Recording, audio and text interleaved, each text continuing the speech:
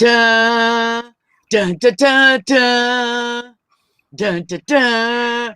How come every time I try to do like a manual out of my mouth theme, it always sounds like Star Wars or something? It came out Stars. That's Star I Wars. don't. It sounded like Star Wars.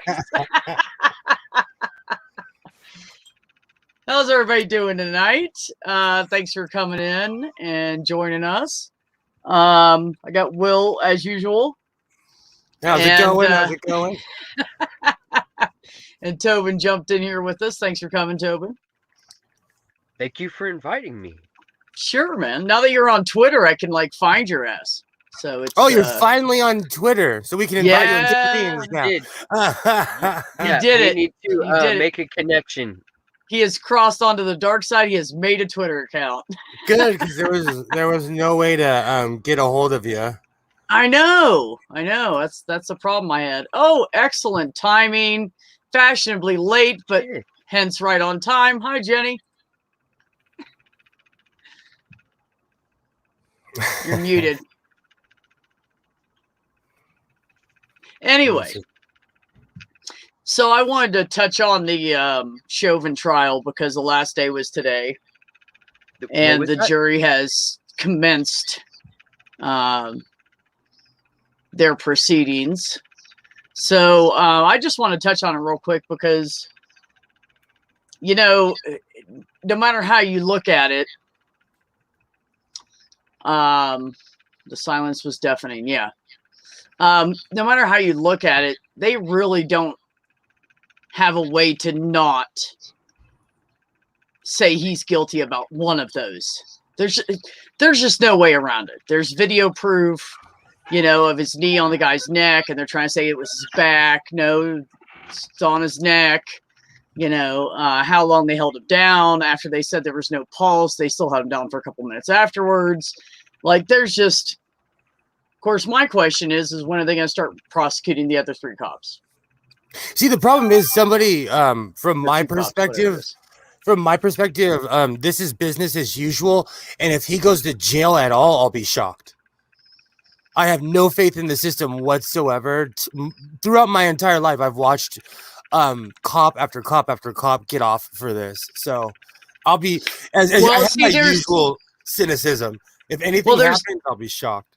There's another piece to it too, is he's gotten in trouble before for not doing these kind of procedures properly. So excessive force. Yes. So that comes into play. The videos come into play. The guy that was standing on the sidewalk saying, "Hey man, what the fuck are you doing?" They already interviewed him. He is not only into martial arts, but he is also a bodyguard. So he knows how to professionally restrain people without hurting them. So he happened to walk up on that shit. The trial is on my television at all times. I just have not been watching it. Yeah. At all. Like, it's on every other news channel. I just have not been watching because I can't take it. I'll tell you the honest truth. Yeah, and that's what I said something on Twitter in my where I have everybody for the equality stuff. The original group anyways. So I haven't added anybody to it. So you might be screwed on that one, Will. I'm in that group. Cynthia answered and said, well, I haven't been watching it. I said, it's frustrating. She said, that's why I haven't been watching it. But, you know, as good as the defense lawyer is, and he does know what he's doing, you only have so much of a case. You know, you have a doctor say that's how he died. You have video evidence. You have witnesses. You have blah, blah, blah, blah, blah, blah, blah, the dispatch. And for those of you that don't know, the dispatcher, when the call came in, thought something was off. And she's the one that got a hold of the authorities higher up in the police department and said something. So, yeah. It's pretty bad when the dispatcher knows something's wrong. I understand that the type of murder that they charged him with, they have to prove intent to kill. Well, there's 3 different ones. I don't know them off the top of my head. I'll have to look them up real quick. Yeah, it's they kind of made it to where he could lose almost 3 charges and still get charged with the 4th and go to jail for life. Like he has a couple charges. They've there's worded it. yeah, The there next is. He's looking at 75 years. They're charging him with second-degree unintentional, third-degree murder, and second-degree manslaughter. He's going for one of them. There's just no two bones about that. I've kind of reached a no nonsense point with all of these people in general. We should put his head on a pike just to remind people that some things aren't worth doing. Yeah. I hate to go back like 300-400 years, but like he should be made an example of. Like, no, he did. This is the opportunity. It's right now. It's right here. You know, they're already rioting, and that the jury has just walked away. You know, from the courtroom, and they were already starting to riot. Like shit's gonna get ugly if they let him off. Exactly. Like in LA, when the Rodney King verdict happened, within an hour the city was on fire. Oh yeah, the entire city was on fire within an hour. If you weren't seeing smoke, you lived somewhere in a nice neighborhood. Oh, so it's going to be interesting to see what happens. And you're probably right, Sandy. You're probably right. It's sad but true. See, that's the problem. That's the one thing that drives me crazy, is that where if you and I were to do anything like that, they'd give us life. Oh God, yeah, man, we'd be gone. Oh, already. Yeah, there wouldn't be, there would be hardly any press or anything. Absolutely. And this is the problem that we are creating. And I say this about the LA County sheriffs all the time. We are creating a class of people who have separated themselves and have the weapons and the badges to do it. In California, this is the land of prisons. So we have just endless amounts of prison guards, and even the guy who's the janitor at a prison makes almost $100,000 a year. So we have completely separated ourselves from these people because they're making so much more money than everybody else. Oh, absolutely. Yeah. Consistently. And that's the thing about a job. It's not like, oh, I got a job. It's, oh, well, this job consistently pay me. Isn't 100,000 like median wage there though? In California, yeah. And it's see, in California, if you're making $100,000 a year, you've made it. Like you're, Oh, I'd be good out here. My God, I'd be fucking loaded. That's like, I know somebody who runs the entire NFL website for the West Coast, and they make $100,000 a year. And they sit in front of a computer every day. That's all they do is just sit in front of a computer, and they're on Facebook most of the time because I'll send them a message like, "Aren't you supposed to be working? Isn't it football season?" Yeah, but social media is so much a big part of marketing and advertising these days.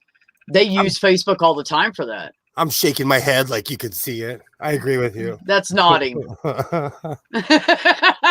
That's no. Shaking is no. Yeah, no, I hear you, Vanta. If I had that wage for 1 year, I could take another year off of work and I don't have to work every other year. It would still be more than I make now per year.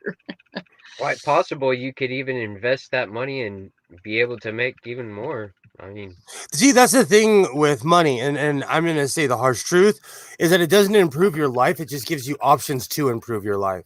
Yeah.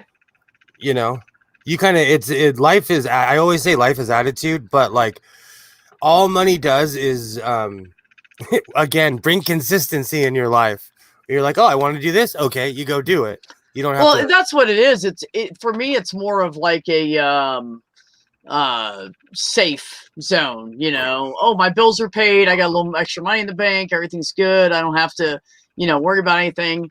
And that is such a stressful fucking thing to think about all the fucking time. So, yeah. Yeah, it's one of those things. It doesn't necessarily help your life, but it doesn't hurt it. Well, you need enough money to like feed yourself and buy your medications, and after that, who needs money? Yeah, I mean that's all I want. I want enough that my ass is covered if something goes wrong, and just my bills paid. You know, I don't think that's asking for much. Considering there's people out there walking around with like millions in their fucking checking account, and I'm sitting over here going, okay, so if I wait to pay this bill to this week, it'll only be 2 days late. There'll be no late fee, and then I can pay this one on time. Yeah. I have a good friend on Facebook. She's a school teacher, and she constantly posts who makes more money than her. And she started off high, like rappers and basketball players, you know. But then she started showing people who work at In-N-Out make more money than she does. People who work at certain, you know, and she's a school teacher, and she basically gets laid off for 4 months every year. Well, no, hold on. That's kind of not true. It depends on how you have an option in almost every place that teacher. I've known so many teachers. My mom was a teacher. You have an option to take your salary over the 12 months and they spread it out, or you get all your salary in 9 months. And a lot of the teachers will go do like summer school. They'll teach summer school and stuff to make money on the side, which of course not every teacher can do that in every school system. But my kid's teacher, that is one option. But yeah, that's what my mom did. She had her paycheck spread out over the year. My kid's teacher from last year is working at the Starbucks in Hollywood that I used to work at. I walked in there and I was like, "Oh, fancy seeing you here." But let's be real. Like in California, you have to make at least $120,000 a year, or have like 2 roommates with decent jobs. That's why most people are. I'm gonna tell you, I could not afford to live in this area if I didn't have my tiny home. Yeah, I couldn't. I would have to have at least 2 roommates. It's true. I don't It's fucked up. And this isn't even, I mean, it's kind of expensive here, but it's not the worst. Our monetary system really is, it's really set up to where it is difficult to, make ends meet at times. Well, the problem is that, you know, we're like little mice running the treadmill, and they just need us to keep running that treadmill, and they don't really give a fuck about us. As long as they pay us enough to make us go to work every day, and they keep it at that bare minimum. So it's, you know, it's worth going to work every day, but I have to go to work every day. I don't make enough to take a day off. And if they keep you right there in that sweet spot, like I seem to always be in, yeah. That's the problem, and that's part of the technology, is that you make just enough to survive. Yeah. When 40, 50 years ago, you could have worked at McDonald's, taken your family on vacation to Hawaii for a month, and then come back and still have a job. Yeah. You know? Absolutely. And have a car and be the sole breadwinner in your family. You know? No. No. Jenny, we've already established that you live in Wisconsin. You live in a place, and you live in an area in which, socioeconomically speaking, is a little bit different than mine. When I say things, absolutely. It's not always a challenge to you. California is the exception, not Wisconsin. Where I lived 40, 50 years ago, people were able to work at McDonald's, and I know someone who did, and fucking they have their own store now, and they actually know they own it. It's the one by my house. Ernie is actually one of those upward mobility success stories, but it only took him 60 years.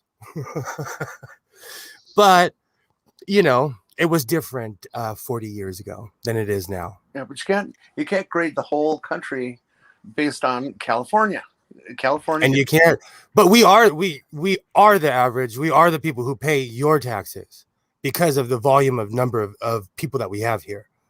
We are the gold standard. So is New York.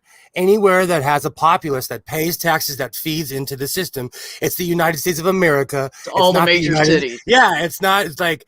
And that's one thing I always try to stress when people talk shit about California. Like, without California, America would be, and it's not just California. It's anywhere that mass produces anything and pumps it back into the system. I don't know if you know this, a lot of the agricultural things that are going on come from California. And you want to know why? Because there's this guy that was our president before that literally cut our contracts off from Japan and China. So now we are feeding the rest of America because our food has nowhere to go. So if you want to get mad, blame the previous administration who destroyed the infrastructure of this country, quite literally destroyed it. Demonetized debts to the point where Micronesia was paying back debts from like Trump devalued our debt so much that every country paid their debts back within 10 minutes because they were getting cents on the dollar. Oh yeah. He destroyed the infrastructure of this country, and we will be bleeding out for years and years because of that. There's a lot of factors that go into it. A lot. But the sad thing is that he wasn't too far off par for course. He just did it at once. Most presidents would just do it slowly to us, you know. He deregulated everything at once. He's the reason we have drugs that were illegal during the Obama administration, like Primatene Mist, all these Flonase, a lot of these things, they went right back on the market. You know? And it's going to take them a while to get them off the market because we live in a capitalist society in America, you know? Mm-hmm. Agreed. All right, so yes, I don't want to. No, Tobin's here. Damn it! And we're not gonna do this browbeaty, angry thing again. You're the one doing that, buddy. No, I'm kidding. I can't help it. I can't help it if this face invokes everybody's. You know, I'm gonna say something. Why is it those who are crying snowflakes are the biggest snowflakes?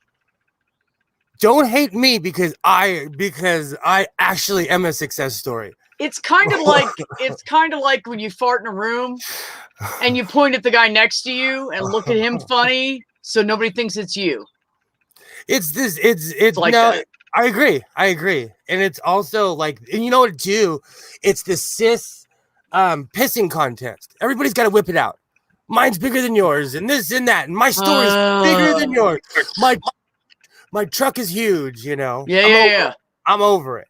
My house is bigger. I have more land. I have more vehicles. I have more children. I have longer nut hairs. Yeah. Yeah, it's so competitive. Like there are some times like when playing certain games, it's, you know, and by my standards, it's all right to have some like competitiveness when playing certain games, and you know, it's a mutual like respect thing, but like it's not for everything. Like you don't have to be competitive about certain things. Like it comes off wrong. It does. It makes me put a red flag up, and I'm like, it's also there's false something aggression up with this person. There's an issue here. Yeah. What, Will? I was gonna say it's also aggression. Like when I see someone grinding their teeth on YouTube over my flags, I'm like, ooh, you swing on your family and friends. You must be a joy to be around. Man, I can't honestly. That just blew my mind, dude. I did not. So as a disclaimer, where is he from? Is he Scottish? No, he's like from the Netherlands or Sons something. of Mice like that? keeps on saying he's in Florida. Well, he is. I guess he's allegedly in Florida. I don't know where he is, but yeah, he's I'm from really over there somewhere. unfamiliar I don't know. So me too. It's the first time I met him, but like Might be Swedish. There's a rule, like English, something. you know, he couldn't handle his booze, and his mouth his mouth just kept running and running and running, and it's a shame when people can't handle anything what they do because it just comes out as ugly. And my whole point is that we come to these spaces not to trash each other. Well, I come to these spaces to have a good time and to get away from the monotony. No, I'm serious. Right. If it goes back to the BS, I seriously will just go back to watching 80s sitcoms and music videos on YouTube and binge watching Netflix. My life was actually easier when I was watching crappy shows from the 80s. Right. Word. Yeah, I mean, I've seen him a lot. I've talked to him like once or twice on Neil shit. I've never seen him act like that. And it was just weird that it wasn't even just his reaction to it. It's just the fact that you explained several times and he just kept going.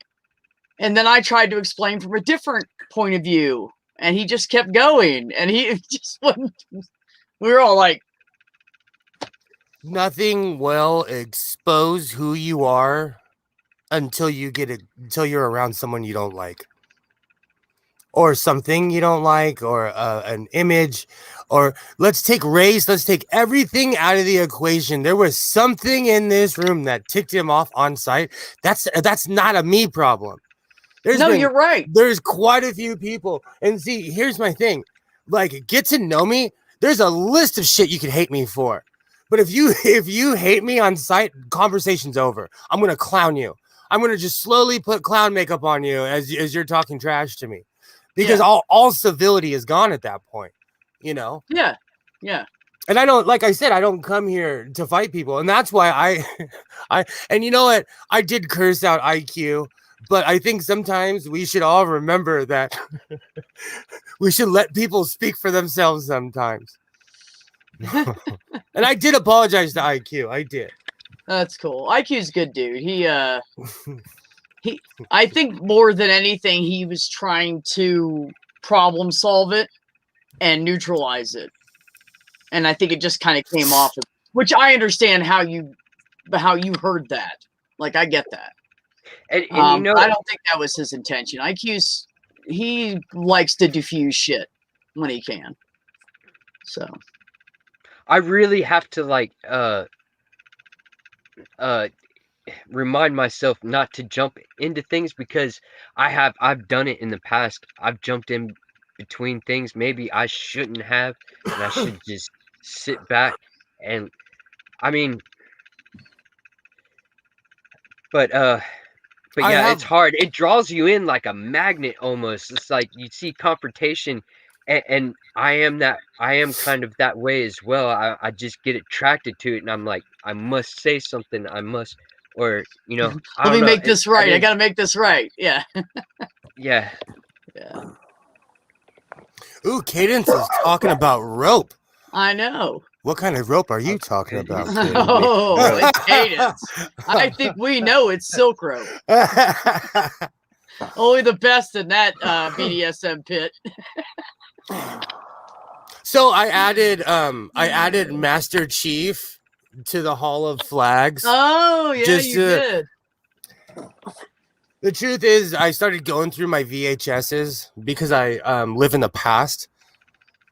Like I said a million times, I started picking like a real life picker, and I have a VHS collection that will rival Blockbuster at this point.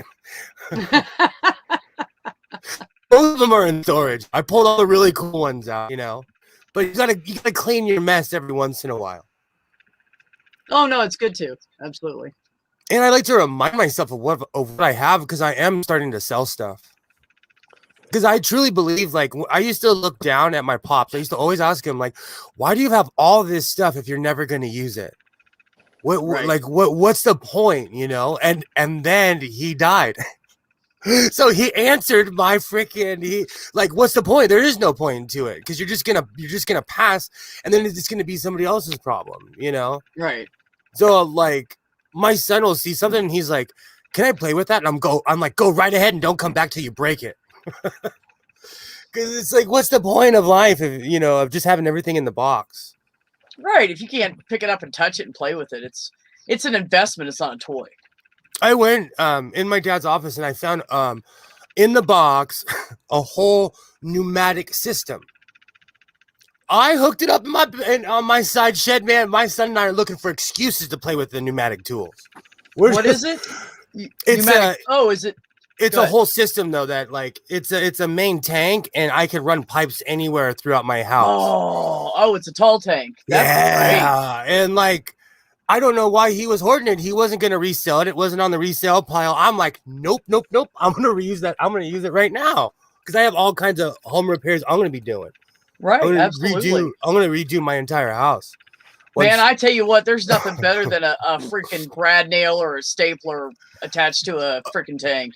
I was mad. Makes your life so easy. I was mad because I'm old school. I do everything by hand. Everything. Measuring hammers, nails, screws, everything. You know? And so when I saw that, I was that's what Hiltis are for. I was like, what? Oh, yeah. I love those fuckers. Oh, yeah. So I'm excited. But that goes back to my thing. Like, when my son was younger, I had a ton of Star Trek toys that were still in the box. He found the box that they were in and he opened up all of them. And these were original Captain Picards. They're like worth $200 or $300. They're worthless. I didn't care. I was slipping. He caught me slipping. When I picked a house and I found a bunch of comic books, I stupidly, I let him grab all the Hulks. It was ironic. Like, I was selling books for $80, $90 each comic book. I still have it to this day. I taught just to teach myself a lesson. I let my son play with a $900 comic book and destroy it.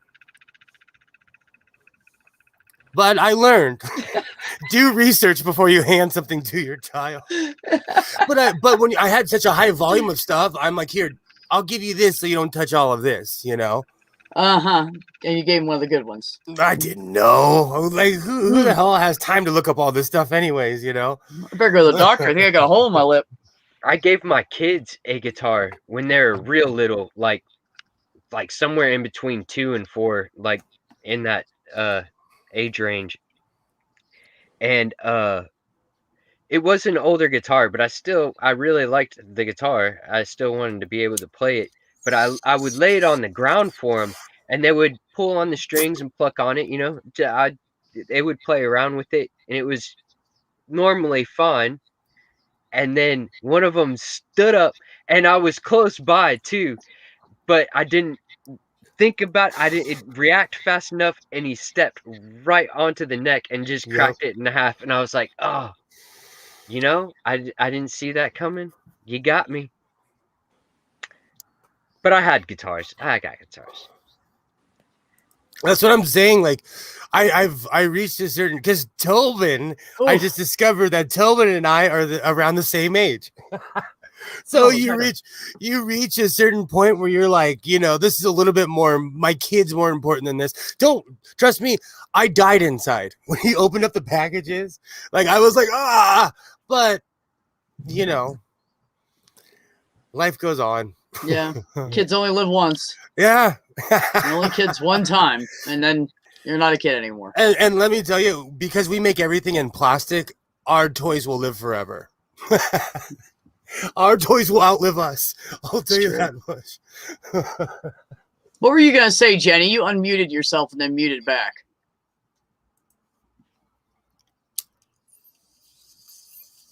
Okay. Nothing. So tomorrow is 420, and I'm saving these. Work on 420. What the fuck is up with that shit? I swear every year I work on it. Another 420 goes by and I don't have any 420. Fuck. This will be only the second year that I haven't been working on 420 ever. Since I was a kid. Right. So I gotta spend my day in cardiac rehab tomorrow. Now this guy should be called like the glitchy, grumpy old dude. He should be God with 2 D's. What's up, Randy? Oh, not a whole bunch. It ain't my old wiener, that's for sure. It's cold outside. I'm getting sick. It's snowing right now, and it's supposed to snow tomorrow too. That's insane. It was 91 degrees here today in Southern California. It was like 63 or 65 here. That's why I was in the backyard weed whacking this morning, because it was gorgeous. It was almost 70 here yesterday, and today it's 42.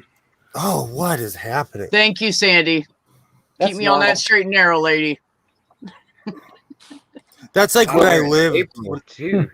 When I I was live. gonna say about this that my best toys are usually metal and plastic, and they either plug in or have a large battery on them, and they have They're- nothing to do with sex except for when I do woodworking, I do kind of get off on it a little bit. So I love woodworking. me I too. do. I absolutely. I have a totem pole I made. All kinds of fun stuff.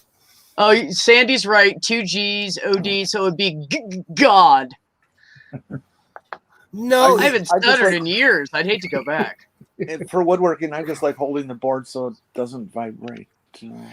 Oh, I'm you're really a wood biting holder. my tongue on Good to saying know. that right now. Let it be known, everybody. Jenny is good at holding wood.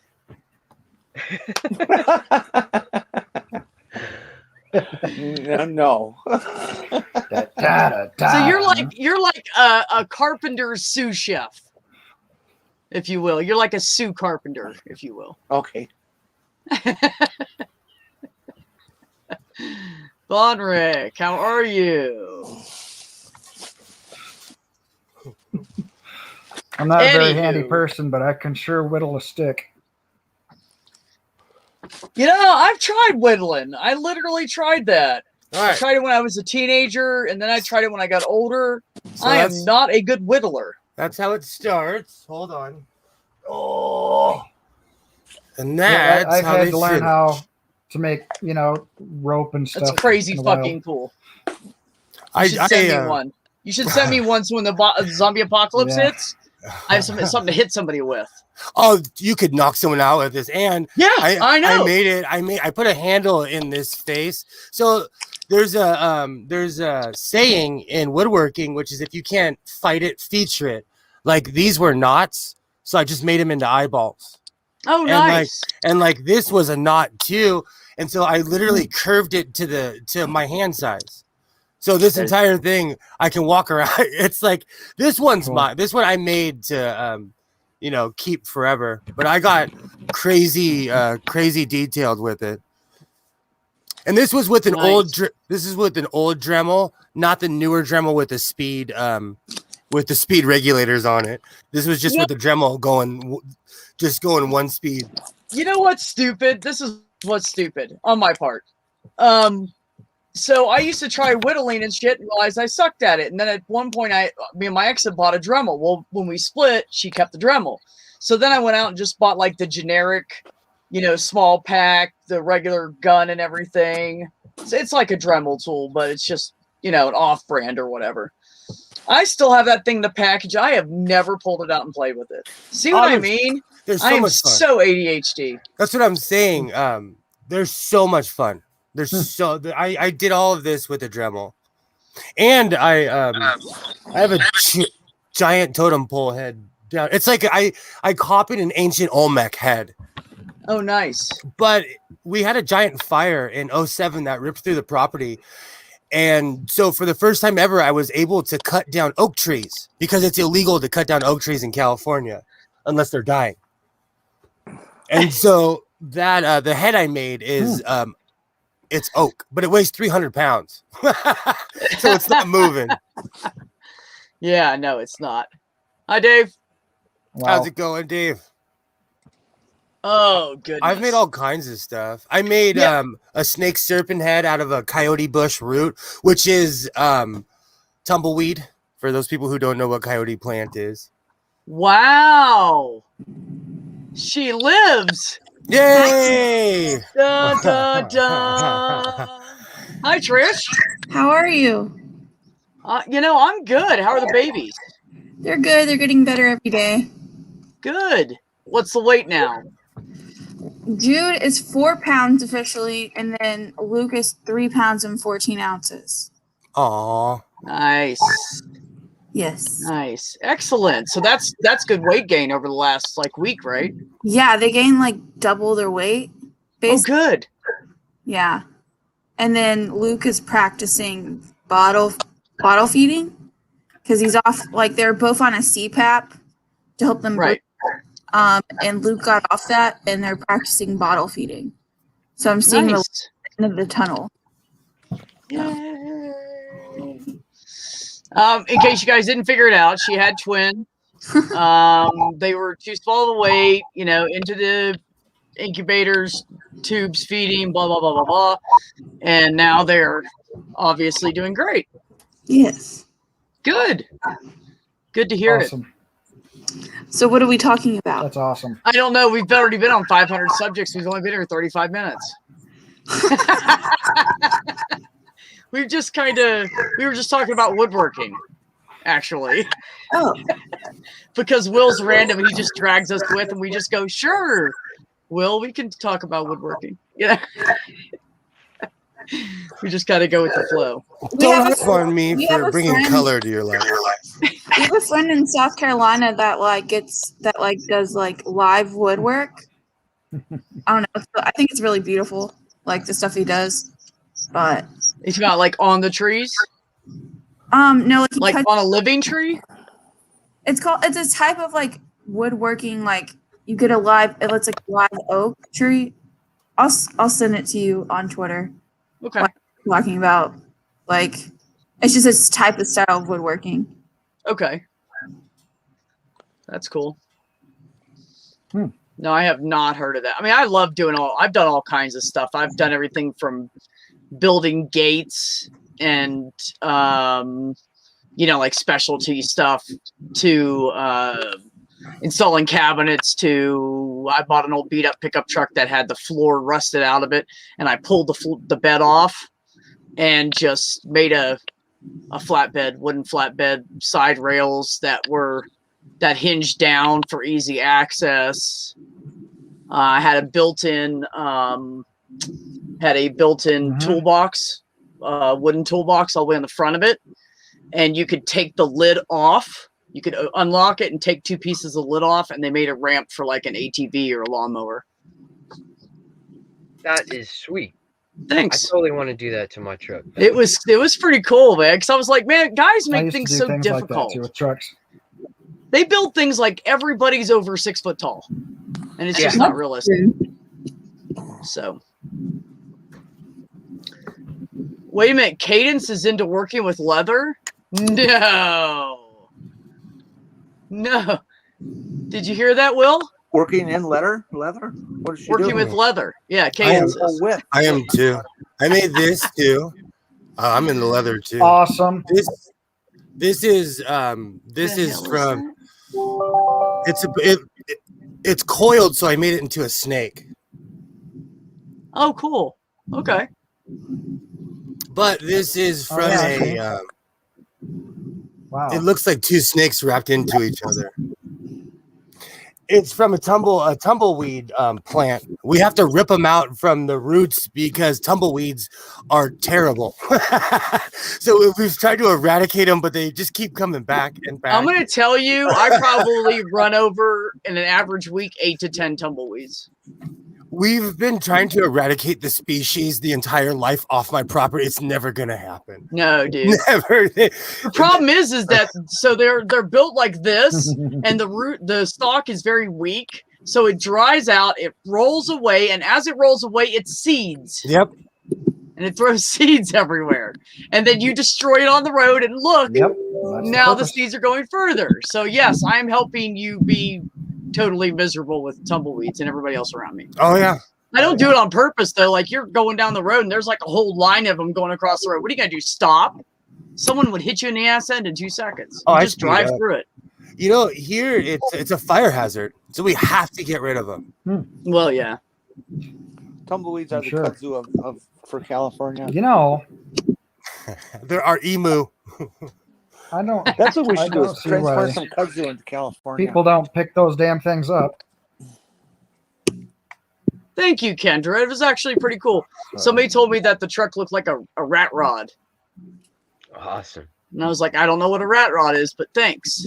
Rat rods are pretty cool. I did look it up standing there talking to him. It's basically a car that you take from other vehicles and you just make this amalgamation of a vehicle. A lot of them just have metal bucket seats and stuff like that. They just right. They just look and sound badass. One of the cleanest motorcycles I ever owned was a 1978 Softail. That was the only thing Harley about it was the casing. That's it. It was Frankenstein. Every piece, every bolt, everything from 1978 on. Then that's not accurate because mine wasn't like that. I just took the bed off. I sanded the entire rest of the truck, the whole cab down by hand, which it was an old, like 80-something Nissan Datsun. So that the cab wasn't very big. It had enough room for like two people and a toddler. And it was a standard. So you better have a toddler that can duck, you know. So I hand sanded down the entire thing, the whole cab, and I primered it, and then I just sprayed a simple flat black over top of the primer just to give it some kind of a coat. And oh no, brown and black. I did brown around the body and black on the top and the back. Because you know that back always gets dirty anyway when you have a flatbed. So when I sold it to the guy for like $800, and I had a little bit more in that. But I took the bed off, and I bought 3x3s and clamped them down to the frame, and then I just built off of that. Put some cross beams, and then ran boards this way, and I put metal strips down between them. So if you slid anything rough on it, wouldn't mess up the wood; it would slide on the metal. Yeah, Right. it was pretty cool. I had a lot of fun doing it. I want to do another one now. I want to do it with like a Volkswagen Bug, where I put like the flatbed on the front. Right on. No, I don't know. I'm just kidding. Yeah, I want to get a garage and then have project stuff like that. That'd be pretty cool. Dude, when I was with my ex, Randy, I never left the garage. Somebody has I was in the garage for months. I worked and I was in the garage. Yeah, Trisha, I think you're echoing there. Sorry.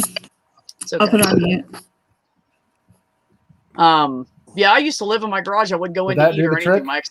My ex would bring out coffee, and then she'd say, "You want to eat?" And I'd go, "Sure." And she'd come out like 2 hours later with a sandwich. That's And I'd say thanks, and I'd eat it while I was working. Oh, And then wow. she'd bring Yeah. more coffee. You want to eat dinner? Yeah. Have I? Oh, I've been out here all day, haven't I? Yeah. that's Exactly. like my garage. 3 o'clock in the morning. My garage is 7 a.m. My garage is a giant mullet. It is. Business in the front and party in the back. Party in the back. I have all my rollaways and all my toolboxes up there. So, you know, when I do projects, I can do them like on my driveway as well. But we're starting to have weird laws in California. It's becoming illegal to work on a car in front of your house. Oh, it's been that way. Let me here guess. Hold on. Let me guess. Nah. I want to guess this one because I've been around so much. It's an environmental thing. They're afraid if you work on the cars and you're in front of your houses, that like oil and gas and stuff will get into the water system. So, That's part of it. yes, but I stopped listening, and my neighbors and we all came to the conclusion that we're gonna mutiny the second one of us gets busted, because we're all working. And I have a neighbor who's a sheriff, so I always ask him. I'm like, "What's up with this BS? What is up with this BS?" And he tells me he's like, most cops won't enforce it. Most cops will not, because they keep on making these they keep on just it's just crazy law. I had a friend who had a pickup truck in his front yard, and some ladies did their little power walking by the house. And next thing you know, the cops showed up and said, "Yeah, these ladies were complaining because you got this old truck that you're working on out in your front yard, and you got to make it, you got to get rid of it so people can't see it." And he's like, "What the hell for? It's on my property. It's my truck. Who gives a shit? They can turn their head the other way." So yeah, it doesn't matter. That's the law. And you gotta get rid of it so people can't see it. So what he did is he built a fence around it, and then I was gonna a say. week later the cops came by and he's standing there, "But you can't see it. You can't see it, dumbass. You can't see it." Nope. And he's cussing this cop out. So, it didn't matter. I would have. See, I'm not even that great. I laughing. would have just like bought one of those structures and then just put like really cheap Walmart tarps on it, all different colors and shit, and covered the Yep. whole thing up and just made like a garage around the existing truck, and then everybody could look at the ugly ass tarps. Mhm. I'm Get kind of the, having that get the problem. neighborhood kids to tag them and shit. Shh, you know. Fuck I'm yeah. kind of having that problem right now. I'm about to get rid of my third truck, my third car, so to speak, because there's one I don't drive, and I end up just I have to register it every year, because if you have an unregistered car in front of your house, they start finding you here. So I have to say one thing. Hmm. Cadence, will you marry me? God. Just so you know, though, I'm the dom. You can't spank me. Just saying. You got to clarify stuff like that with Cadence, for sure. There's like 15 things I'm not saying right now. Well, I'm sorry, Details. all of you are a bunch of hack amateurs. If you're not doing your work in the garage, you're just a hack. Ooh. So there. Well, it's not like we Doing can that. say anything to you, Jenny. So yes, we are. You know what? I used to, and then Corona hit, and I started hanging flags and monitors in this room, and slowly started going. slowly I'm started moving. becoming introverted. Yeah. The only thing that's okay. changed for me is I bought a camera and got internet. Sounds good, Cadence. I'll be moving out there in 2 months. It only takes me 1 hour to pack up my tiny home. No. Oh my goodness. You guys are so funny. Yeah, no, Cadence, HOAs suck. I mean, they're good in some ways, because then that guy that's like the real slob pig and his shit like ends up in the road or blown into your property. It's nice not to have that guy. But the restrictions are way too tight, and they, you know, your family can be there for 2 centuries and they don't give a crap, and they'll treat you like shit. I thought HOAs were awesome until I moved out to Oregon out in the middle of the woods, and they were like, you can do anything here except for harm other people. And then I was like, this is awesome. You know, you can own crazy guns, you can make explosions, you can do all kinds of fun things when you live out in the middle of nowhere. Great. So the maintenance property manager guy can't work on cars. Now I'm concerned. I love you, Santi. Anyway, That's my thing. One of my favorite games that we played, and we weren't in the middle of nowhere. We're in the middle of the city. We had a 4-lane boulevard in front of our shop. We would take old ball bearings and give them a little oil for lube, you know, clean out all the grease and give them a little oil for lube, and then get them spinning with a compressed air gun. Hell yeah. To the point where they're screaming mad, and just drop them on the pavement and watch them take off. Well, that's awesome. It's a blast. They go like 40, 50 miles an hour. Carrie. But the problem is if they hit a pebble or something, they fly up in the air. And you don't want that happening in front of somebody's like windshield or something. Fortunately, we lucked out, but that was fun game. You know, that whole story reminded me of the year before mortars became illegal in California. Before what came it? You?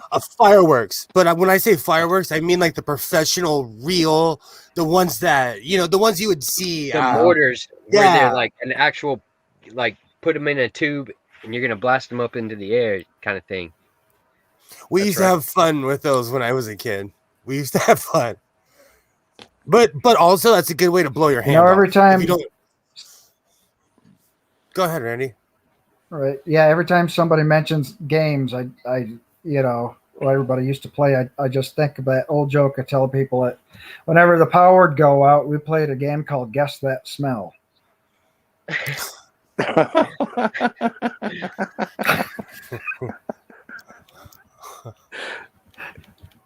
I come from an abusive family. The second someone smelt it, it was an interrogation. Everybody would stand and stare. Hey, was it you? Was it you? Yeah. And all stand and stare at each other.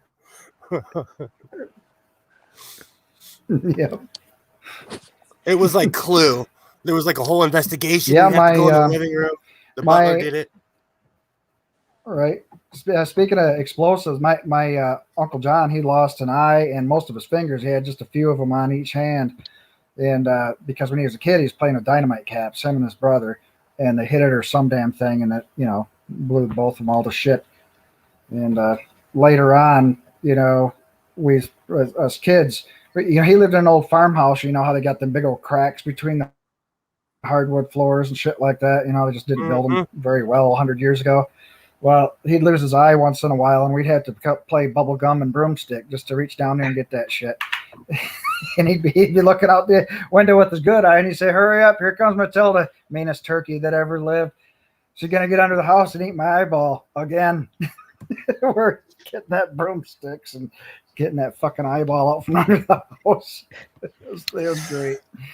Yeah, So, man, I don't know what happened. I just went to take a piss and I came back. Somebody eating eyeballs. I mean, that escalated quickly, man. I actually knew quite a few men that had glass eyes because my dad, a lot of his friends were non-vets. So they had hardcore injury. Oh, yeah. And they'd always be like, they'd like get a knife and tap their eye, or so. It was always, the old guys, that whole generation. I missed that entire generation. They were fun. Those guys were fun. They were fun. I knew this guy when we were little. I was 4 when my parents were friends with him, and his name was Hoppy. I think of what it was, because when he was little, he used to hop instead of run, and then it just kind of stuck with him. So here's this like 47-year-old guy, and his name's Hoppy. But anyways, he had been riding a motorcycle through the woods, and he hit something, and the motorcycle threw him into the woods, and he hit a gas pipe with its teeth. Oh, that's how he stopped. His teeth on a gas pipe that was about 2-inch gas pipe. But anyways, so he had no teeth on top and in front. They were dentures. So he'd like come up to you if you were a kid, and he'd start joking around with you, and he'd just look and go, stick his dentures out, and his whole thing of teeth would come out. And he'd like do it so you could see there was no teeth left. You're like, the fuck? Like, he was freaky as hell when you're like 4 or 5 years old. See, now but then when you got older and get to know him, like, he was a great guy. He was just like a big teddy bear, but that's awesome. Yeah, that's the first thing I remember. I actually had a junior high school teacher that had lost an eye and had one of those glass eyes, and we could seriously rearrange our seating on one side of the classroom without him noticing while he's talking to us. And then he would look. We messed with that man so bad. Like, I mean, there was times where kids hid inside the closet and then jumped out at him and stuff like that. There was that guy, and he handled us too. He would too. He would wrestle with us as well. I mean, when the kids provoked him, poor bastard. I knew this guy growing up. Met him around the same time. He was Polish. And him and this other old man, they were buddies. They were both Polish. Their wives were Polish. Like, they had a big thing. Like, they were been friends for years. And one of them, the one Polish guy, collected Polak jokes. Like, he would tell Polak jokes all the time. And if you said, "Oh, I heard a new one," he'd go, "Oh, tell me, what is it? Okay, tell me one more time so I don't forget." Awesome, thanks. Like, he loved them. He thought they were hilarious. But the other guy that he hung out with, he had some kind of surgery to his throat, or something happened when he was younger, and he had one of those things you have to push up to vibrate the vocal cords. Tracheotomy. Yeah, but what was the thing they used to? It just vibrates the vocal cords so they can talk. I don't know what it's called. I just heard it the other day, you know what I'm too. talking about. I know exactly. Everything he said was like, "Yes, I went to the store." And yeah, but he was funny. They were just, those two old men were hilarious. Like, they were fucking hilarious. My mom would take us over there, and one of the wives would cut our hair all the time. She was that's what she did. So she'd do it for free because we went to church with them. But so when I was a kid, I had all my teeth pulled, and I had dentures, and I went and got them right now, and I looked in the jar, and then I realized how disgusting old teeth are, so I'm gonna spare you. But when I was a kid, I had dentures too. It happens. It happens. I had ratty ass teeth as a kid, so they pulled them all. Yeah, when I was a kid, I had hung out with this couple friends of mine, and their dad had a wooden leg, and he kept a pint of moonshine in there all the time. Oh, Cadence, what are we gonna do with you? It's horrible, horrible. My older brother lost one of his front incisors in elementary school, and so he for years had this plate with just a single tooth on it. And every once in a while, it was really bizarre. He would pop it out and turn it upside down in his mouth and stick it out, and so it had this little fang coming down from his lip. It's very odd. That's funny. I mean, I guess, you know, if you get something like that, you might as well just own it, right? I would do stuff like that, but my fake teeth over here on this side, for when I fell 20 some odd years ago, my fake teeth over here are permanent. I can't just like pop them out and spit them at people or anything fun like that. I want teeth like that. What, the permanent kind? Okay, Yeah. so Oh, here's the skinny on it, because I've been around old people my whole life because I come from an old family. All I know is old people. When you do not have your bottom jaw, your face sinks up. So your head shrinks. So you want teeth. Teeth make you look younger. But if you let your bottom teeth rot out, you'll never be able to replace them. So there's like a point of no return where if you let your jaw go, you're just going to eventually lose all your teeth, and your head shrinks. Because your jaw adjusts. that's what I'm going to look like one day. Like, Yep. And walk around. Johnny, get off my lawn. I come from the land of old people. Hang on. I'm sure you would, Cadence. I'm sure you would. Kids, I'm gonna take off. Okay, Jenny. I'm just very tired tonight. I want to go to bed. Well, go to bed. Thanks for coming, honey. I will. Good night, Jenny. Good night. Good night, Chad. Night. Night. Oh. So What, Will? What are you laughing at now? no, I'm stopping myself. There was like 3 different things I was gonna bring up. See, Tobin, see how peaceful this is? We're all getting along. No one's yelling at each other about flags, you know. This is how B rolls, man. I don't roll with no bullshit. I'm glad that you showed up. I'm really glad that you showed up. That it's not always a dumpster fire with some drunk person who can't handle their booze.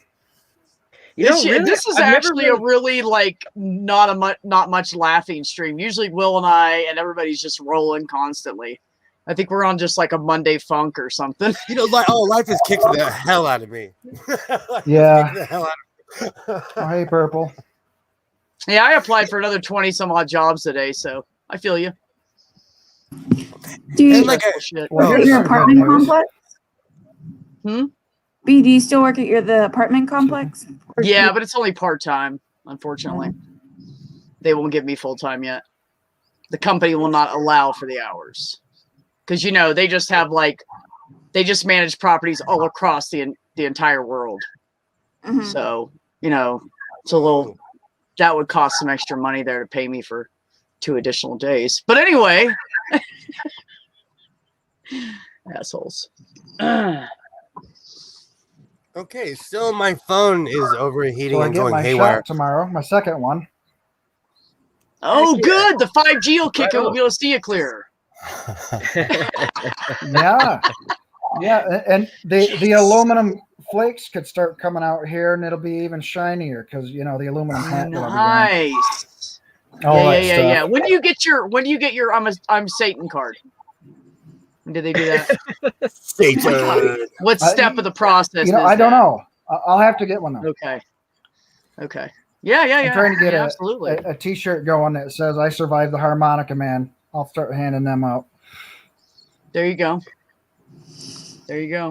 That So you can have the COVID vaccine hand that out for you. So has everyone been vaccinated? Yeah. I actually find out this week if I Sorry, am Trish? if I have the lung capacity for it or not.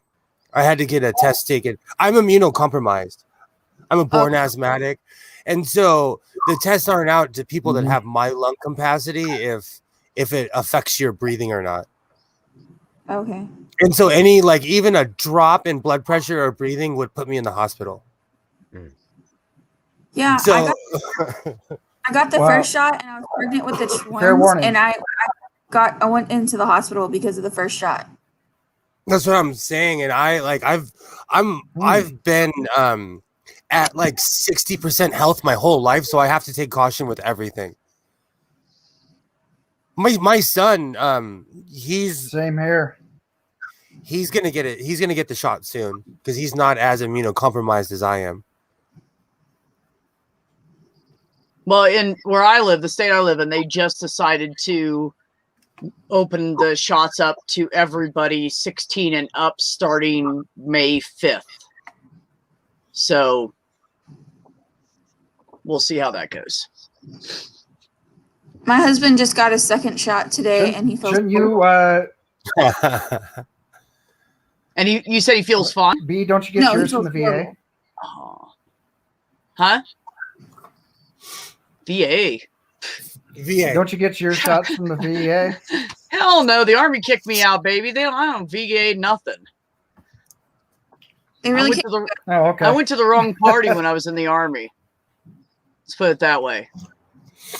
And after a couple hours of somebody going Oh, here, okay. here, smoke this pot, I did it.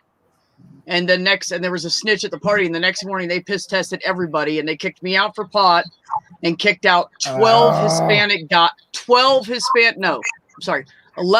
guys for cocaine, and then another guy for damn, what did he do? I don't know, acid or some shit. Oof. I was just at the wrong party at the wrong that time. worst I ever did is drink. I just drank a lot, down at the Blues Club. And then on Sundays, I'd OD on biscuits and gravy at the mess hall. Yes, Cadence, that's why I don't talk about being in the military much, and I don't brag about it or anything, because although I did spend a few years serving my country, I did get my ass kicked out because I was irresponsible. So, and I didn't do anything special when I was in. So, it's all good. The good thing about it is, when I got kicked out, first of all, they gave me a less than honorable. My captain said, I'm going over top of my boss's head on this, and I'm going to give you a less than honorable because you're an amazing soldier. Like everybody was mad. Like people in my sergeants and shit were like smacking me and pushing me. Like, what the fuck are you thinking, man? What the fuck did you just do? Like it was like my whole family was mad at me. That's what it was like. Right.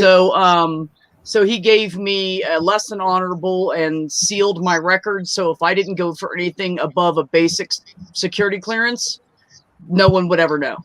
And I actually tried my DD-214 got destroyed in a flood, and I got a hold of the Army for months. I called every single place and said, hey, I need my records. And they said, they all said the same thing. I think because you were in before when we were using microfiche, and we transferred everything over to computer base, and we think we lost you. So the good news is it can never come back and bite me in the ass. The bad news is no one says, thank you for here. We're going to hire you because you were in the service. Maybe I shouldn't be in this stream. I'm going for my Transport Canada security clearance on Thursday. So yeah, you should run now, man. I'm contagious. No, I'm kidding. So yeah, no, I fucked that up, but I was pretty screwed up in the head after my mom died. So I was drinking all the time anyways. It would have happened eventually.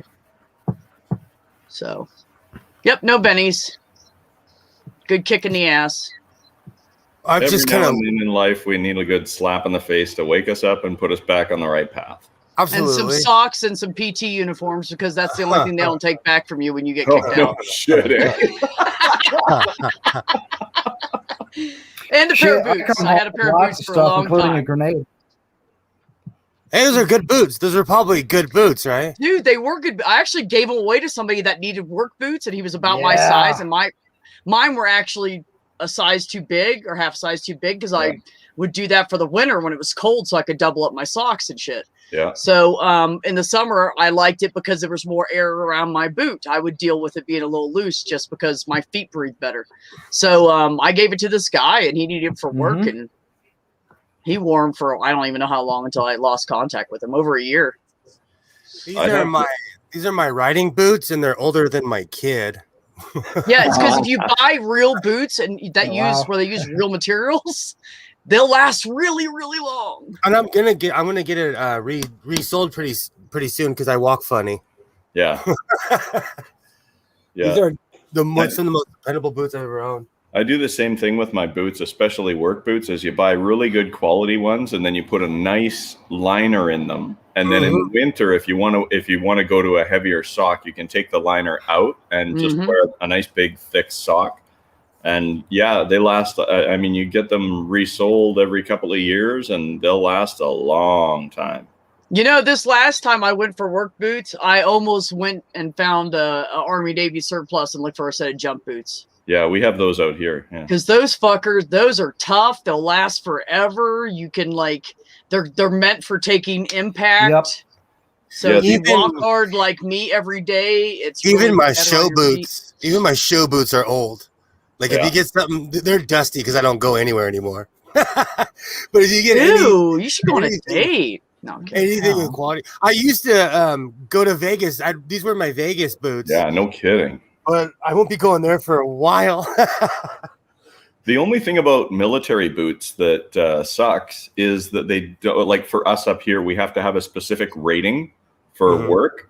If you're in construction or longshoring or whatever, heavy machinery operation, they have to have a specific rating on them. And if they don't, you can't wear them. And the military ones, they just don't give a shit. They're just, these are our boots and you're going to wear them. They don't get the rating on them. Yeah. Yeah, you're talking about like for electrical, what is it? Shock resistance. They have to have steel toe or composite toe and the metal shaft. Yeah. I used to work at a mill. I get it. Yeah. We had to have all that shit. When I used to always laugh at regulations and things like that, but I had a pair of boots that had to be fully regular. They had to be regs, like up to the regs. When it snowed in Portland, I was the only person not slipping. I had my boots on. I'm stomping through the snow, so those things work. They have them for a reason, Yeah, I worked a night shift in the rail yard, and we didn't have snow here in Vancouver, but there was snow all through the mountains. So when this train came in, there was 8 inches of snow all the way over it. And we're out there in the wind and the miserable weather in the middle of the night, stomping around on top of this. And I don't know if you know how the rail yard works with intermodal trailers, but there's 40-foot trailers that fit in a 45-foot bay. So there's 5 feet of 8-inch wide. It's that like perforated metal that has a track on it, but it's 8 inches deep in snow. And we're walking down that 10 feet high off the ground to get from the end of the train to the train to release stuff and do stuff. And it's pretty sketchy out there. You think? Sounds pretty sketchy. Yeah. Great. Now I want a pair of those, Cadence. Please Twitter me a picture with the name brand or wherever you got them or whatever it is. I have a pair of I want some.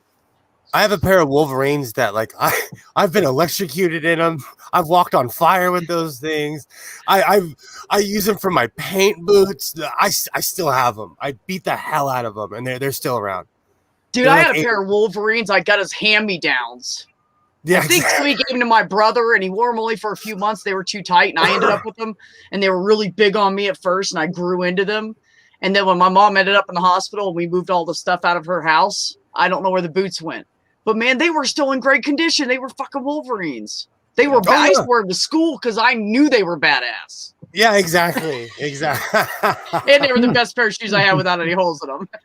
So, like, in the construction world, we have this really judgmental thing where if somebody has clean Wolverines, we're like, oh, you must work in the office. Because mine look like hell. Right. That's what I always tell everybody. Every time I've ever been on a construction site, or like, for instance, they were still finishing the building I work in. They were doing the last third of it. So there's all these construction guys going everywhere, and there's like a construction zone signs, residents go past it kind of shit. And then I'd see somebody and be like, dude, you better get back to work, man. Why? That guy's too clean. Yeah. That's what I always said. That guy's too clean. And they go, what? Dude, people that work around here Carlos is in charge of this entire job and he's not that clean, they'd go, oh shit, and like start painting, you know. Like it was because I knew I could see from all the way down the hallway that guy's in charge. Even my son has his own coveralls. And he knows the routine. Like when we go to the ranch, when you come back, take the coveralls, leave them on the side of the house, leave the boots on the side of the house because they smell bad, you know. Yeah, we have Oh. supervisors down at the dock that wear those super expensive Carhartt pants and Helly Hansen jackets, and that they're wearing brand new spick and span clean helmets and gloves that don't have a wrinkle in them. And like, You know what I call those kind of people? Sir. That's what I call them. exactly. You know, even when I became a foreman, I kept my old crappy hat.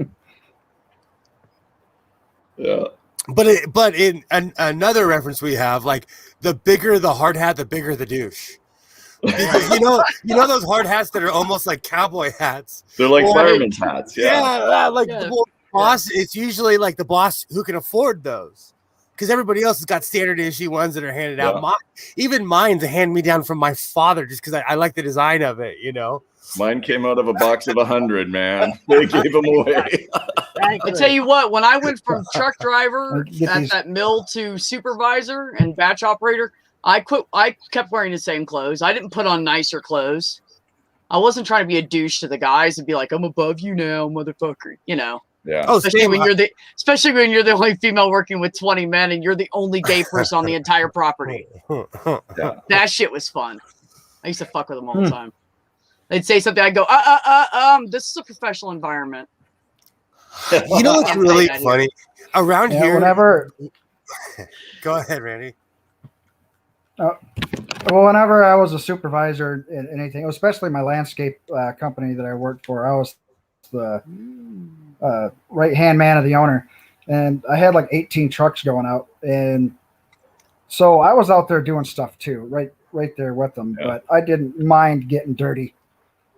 And, and I'd be a drill sergeant too. They'd be happy. I'd get there and they're still blowing leaves around at 7 o'clock at night and it's getting dark. And I just honk my horn, lower my plow on my truck, and they all scatter. And we just get shit done. Those guys didn't know how to plan out shit. But yeah, I don't have a problem just jumping right into work with the guys. Never have. We had a supervisor, not a supervisor, a foreman on the dock the other night. We were finishing up a ship, so they needed the bin of stackers. They put these metal, like 60-pound stackers on the corners on the intermodal trailers to lock them together on the ships.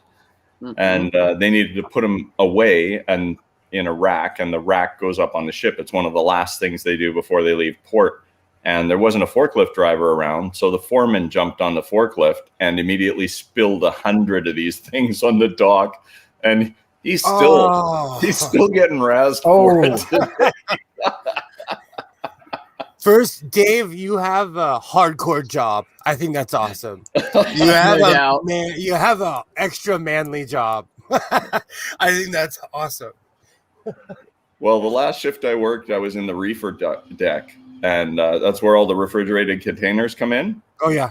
But we were working on receiving, and so it was just trucks coming in from outside. So they test them at the gate. If they don't work at the gate, they either have an air conditioning guy fix them or they turn them away. Mm-hmm. So these are all coming into the reefer deck, and I'm running like one aisle. There's alpha and beta row.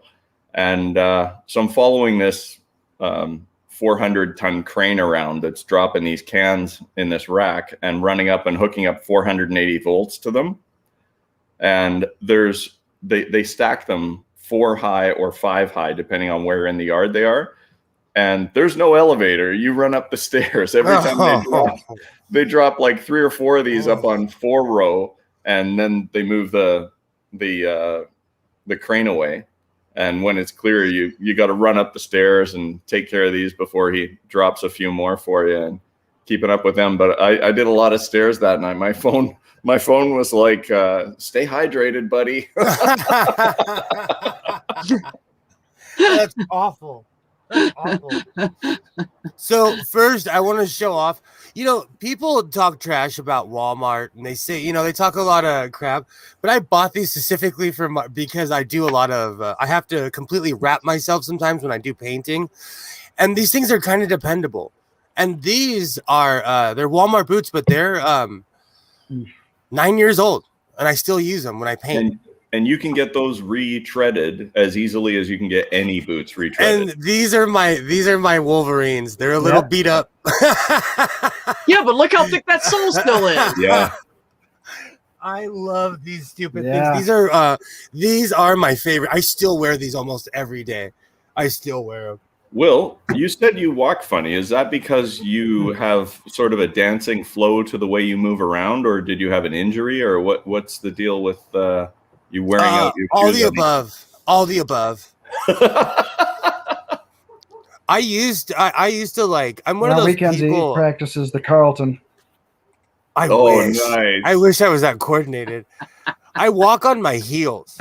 Ah, yeah. I'm a heel toe. You know, I'm a heavy. I would be good at like old school marching. Because I wear clicky boots, and I can hear my click when I'm walking because I use my entire foot.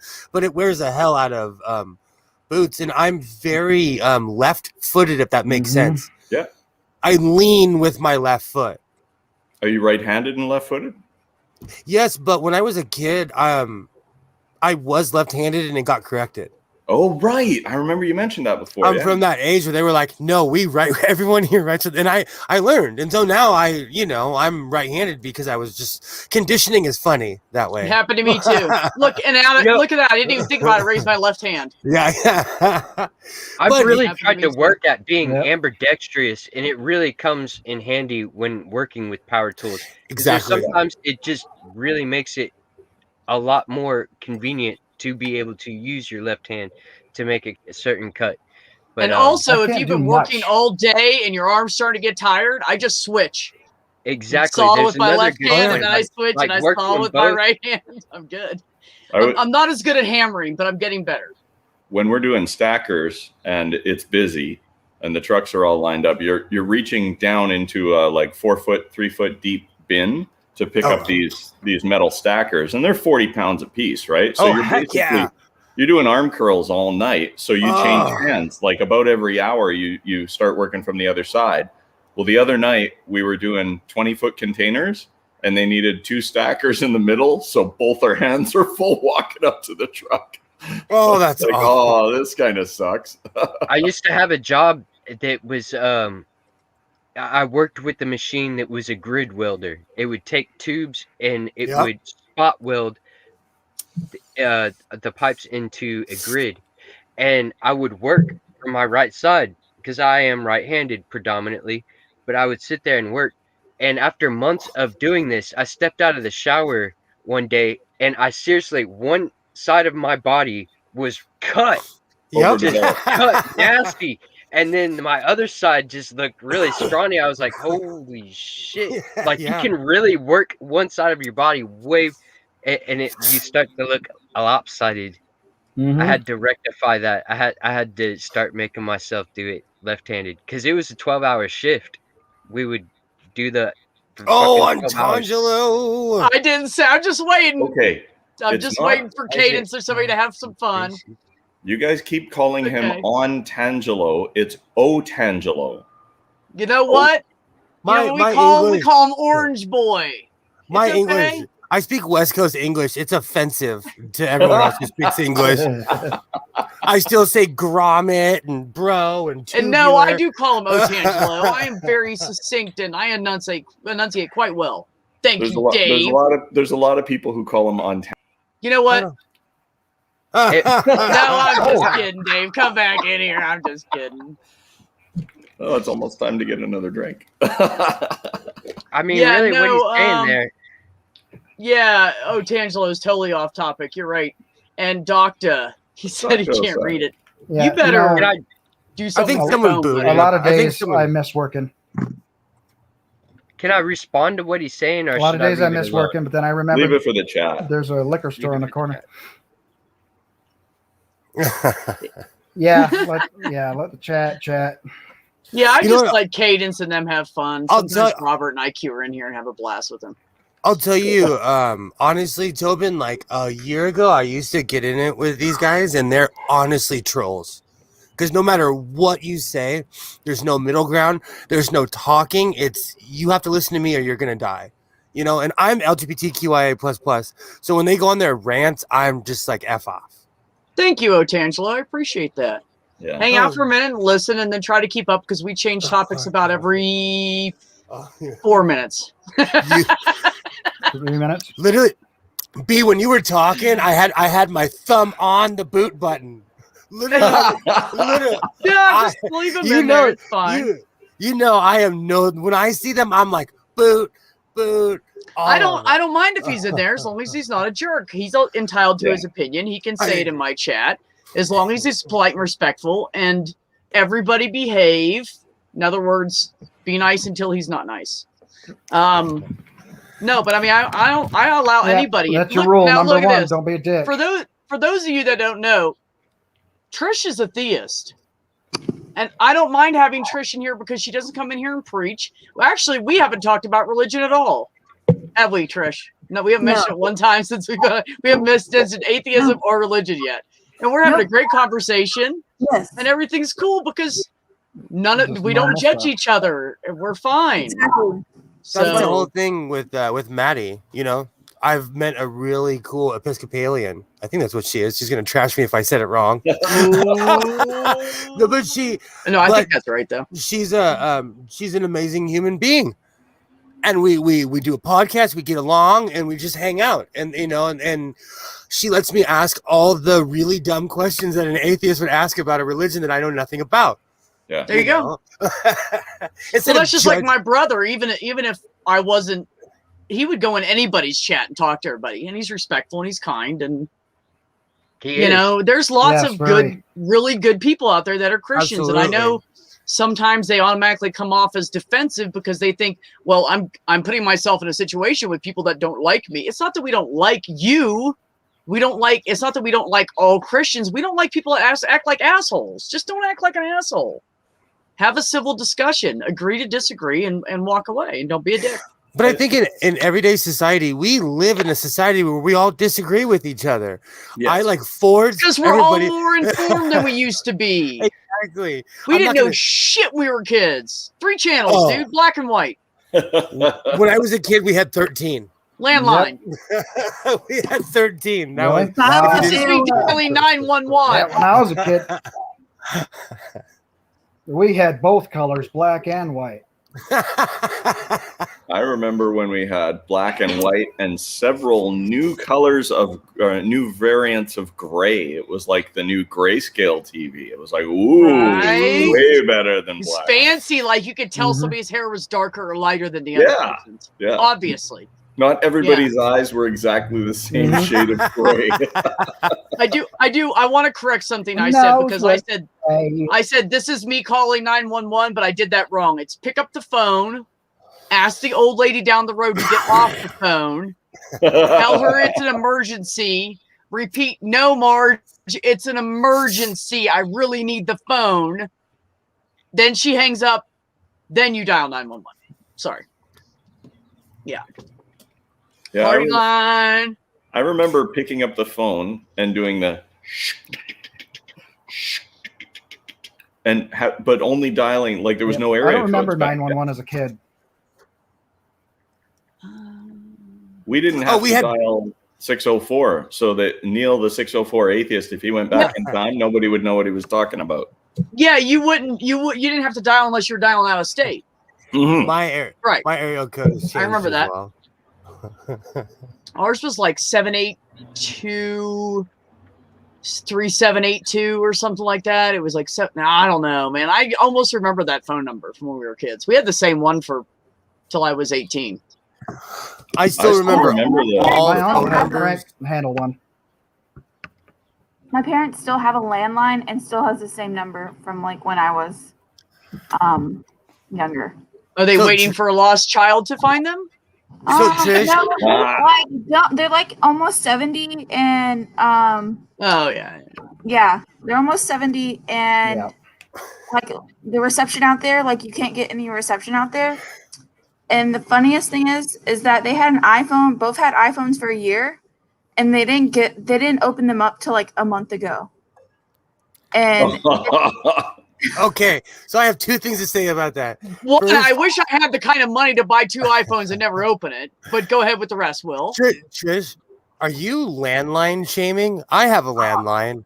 no, I'm not. I'm just giving you a hard time. I'm just giving you. And so when I got my first iPhone, I throughout my entire 20s, I didn't have a computer. I was literally like out in nature. Okay, it took me 6 months to figure out that you could plug in headphones to an iPhone. It changed my life. I know. I owned the thing literally. This is the best MP3 player ever. And my at the time 70-year-old pops was like, "Hey, dummy, put some headphones in those things." Because I'm walking around work blaring my phone, and he's like, "Dummy, put some headphones in that." So we all technology was not nice to me. No, Purple, we didn't have that, but I was very, very rural. Like everybody was like a mile and a half away from everybody where we lived. There was like 130 to 100 to 150 acre farms out there. So no, we just had no, but I remember we lived on a rural route. It was RR letters. Oh, okay. We have we lived so far out from the city. The farther out you lived, the higher the number got. Yeah. In my neighborhood, each house has a landline, and every phone number changes by one number from each house. And so we all kind of have the same phone number. Wait a minute. Which one is the Murphys? They're 2 houses down. Oh, theirs ends in a 3. Got it. I've been doing that for 40 years. Been doing that for 40 years. That's hilarious. Call the wrong house. Call the wrong house. It's weird because, and that's like when I got cable and I got all this fancy internet. They had to run a whole new thing into my house, and they're like, "Hey, Dinosaur, you have a landline?" They were shocked that I had a landline. Oh, D'Angelo said, "Tobin looks like a Taliban."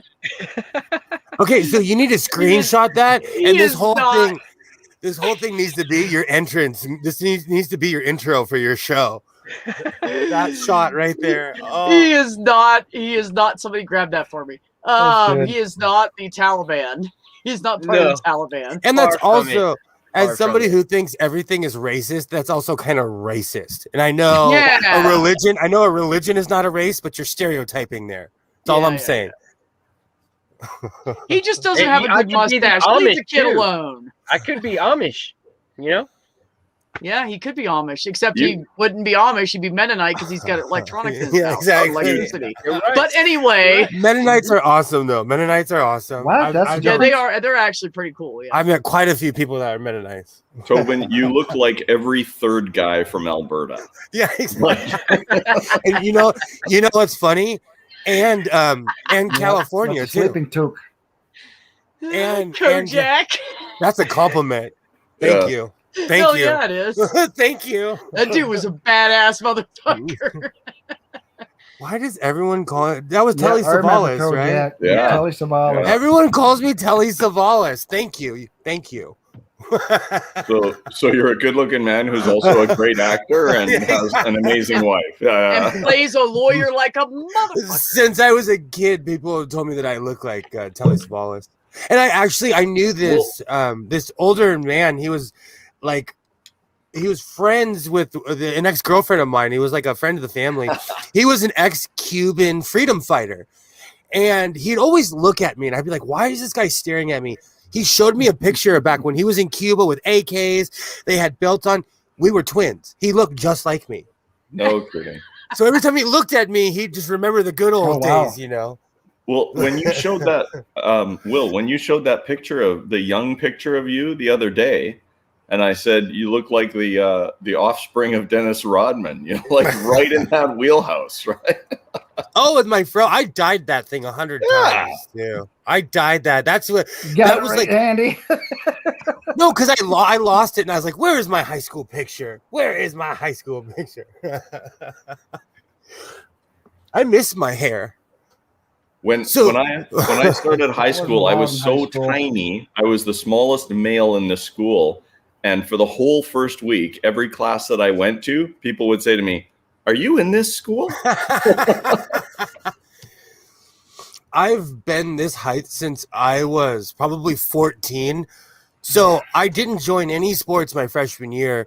By the end of my freshman year, they didn't force me, but every day they'd be like, "Hey, you should join the football team. Hey, you should join the football team," just because I was grown man size in high school, you know? I was the opposite. I got recruited for the boxing and wrestling team at the school I went to. I went to a very large high school, 3,500 students. At the time, it was the 4th largest high school campus. Oh, that's awesome. Like 190. So 9 through 12. on the first day of school, because I was so small, I got recruited for the boxing and the wrestling team because there was only 2 other kids in all of British Columbia that could compete with me, and I was guaranteed a bronze medal everywhere I went. Oh, that's awesome. Yeah. I had a friend who was 5'5", and he was the weightlifting champion because, like, if you see my arm, like, I have to go all the way like this. When your arms are shorter, you just have to go like this. And still to this day, I see him all the time. He's he's in the LAPD because he couldn't do anything else better with his life. But he's this little dude. He's huge. He is huge because when you have shorter to go, you get ripped faster. You know, he won every competition. Every competition. There you go. There you go. You gotta save that one. To me. Oh, that's gold. Oh, that's effing gold. Oh, great, man. It's good shit. I gotta save to my pictures now. We'll play with that later. And I'm not trying to open up a hornet's nest, but Christians don't judge, huh?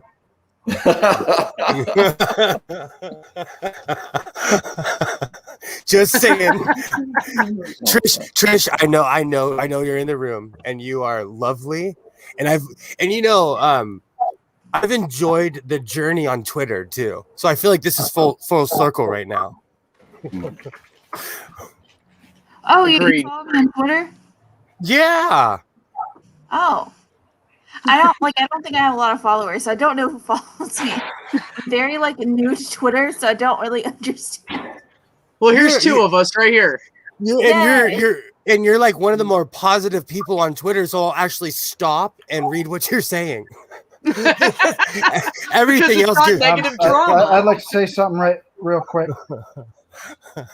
Andrew, don't worry about Otangelo's joking around right now with us. He hasn't told me what I look like yet, though, so I'm just waiting to see. But it's just a joking, respectful fun. Yeah, basically, he's being respectful and all that. So yeah, you guys can leave B asked me not to kick him out. If you show up on Thursday, I'm gonna boot you like a football, Antangelo. I'm just saying. That's because she is Otangelo. She is the sweetest person in the room. The rest of us are assholes. No, so when I see like your picture, I'm like, oh, okay. I know it's not gonna give me anxiety or show me some video that's gonna ruin my day. You know, Twitter's and besides, funny. Jared, before you came in, he said that Tobin looked like he was from the Taliban, and we all cracked up laughing. So he's just rolling with it. It's fine. We all know what's going on. A little harmless fun between friends.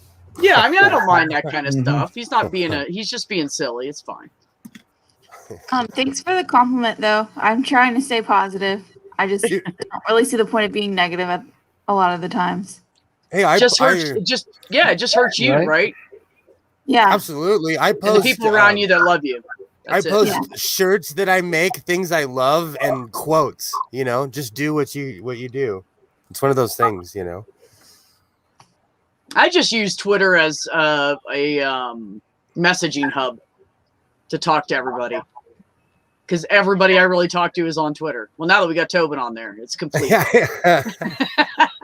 And Jenna Mayu just joined Twitter after a long year of resistance. I always say I did it, but I didn't do it. But I was one of the people that influenced her. There was like 12 or 15 of us that It were was- just harassing the shit out of her. It was mostly Quiet Gorilla. He was going hard. Was he? Yeah.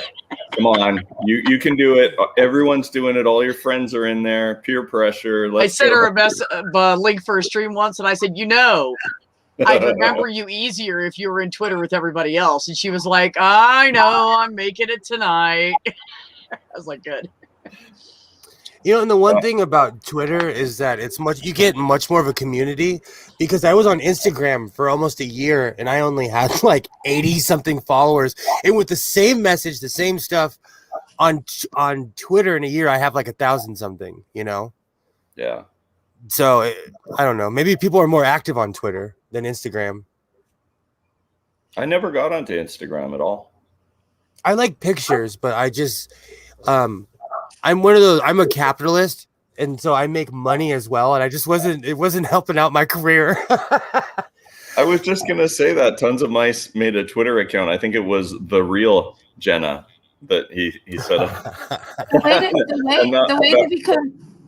The way to become capitalist on Instagram is that you have to constantly be posting stories.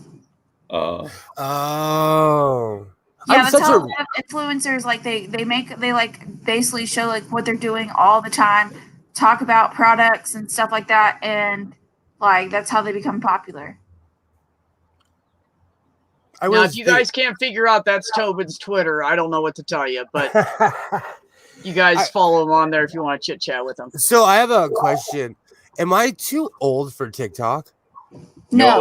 No. No. I know some old ass lesbians on there. You'd fit right in. Do TikTok. It's the one thing I haven't ruined my life with yet.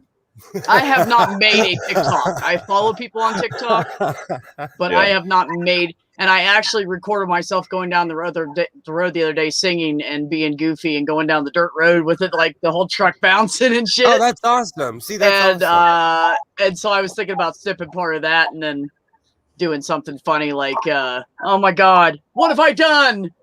I did my first TikTok." I made 3 TikToks. I made 3 TikToks, and then we made a TikTok for our dog. Now. Nice. Yeah, dogs and cats. If I made a TikTok for my cats, I'd be loaded up with followers. I don't know if it's my thing, but I've heard people have been making money off of it, and it's just not even money. It's more of a networking thing. You just meet more people. Yeah.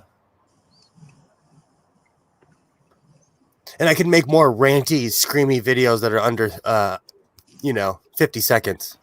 Is that what it is? It's a 60-second thing on TikTok? Yep. I just joined TikTok too. Maybe that's what I ought to do, is start making little cartoon harmonica cats. That would be awesome. See, that's a $1 million idea right there. It really is. Honestly. That's an awesome idea. It's a typical thing, but in conversation, kind of like a colloquialism. My son had one, my son had a TikTok, so I always looked at it for something as like preteens. Yeah, because I would see little kids screaming at each other on TikTok. But that's the thing is that age group is always the early adapters into new social media, right? So you're always going to see that first, right? He doesn't know it yet, but I'll let him run my TikTok account because he knows what he's doing. Isn't Matt Gaetz on TikTok? Oh, wait a minute. I don't know. Who's on TikTok? Matt Gaetz, that guy that is being accused of screwing like people beneath him, subordinates. Part of me, I know he's a complete scumbag, but they're trashing him for being bi, and that's not okay. No, that's exactly right. I didn't even know that was happening. I've never heard anything about it. No, he's getting raked over the coals. I don't care about that. You do whatever the Exactly. fuck you want in your own bedroom as long as it's 2 consenting adults and you're not using your power against someone. Adults is the key. Exactly. Well, yeah, exactly. It's the adults thing. And my whole thing, they said, "Ooh, he hired a prostitute." Well, good. That's I have better no than problem with that. Yeah, it's better than going after a 16-year-old. Yeah, absolutely. Yeah. If that's what you want to do. As I long didn't as think everybody's disgusting, but to each his consenting own. and of age, I don't have a problem with somebody. I mean, it's that whole thing. Like, if you legalize it and make it safe, it's an occupation that people can be successful at, just like any other job that you sell your time and your money. And if you're doing a physical job, you're selling your body too. So we have to destigmatize that whole industry and protect the people in it. Because I can tell you, I have done like guy jobs my entire life, and my hands are pretty beat up.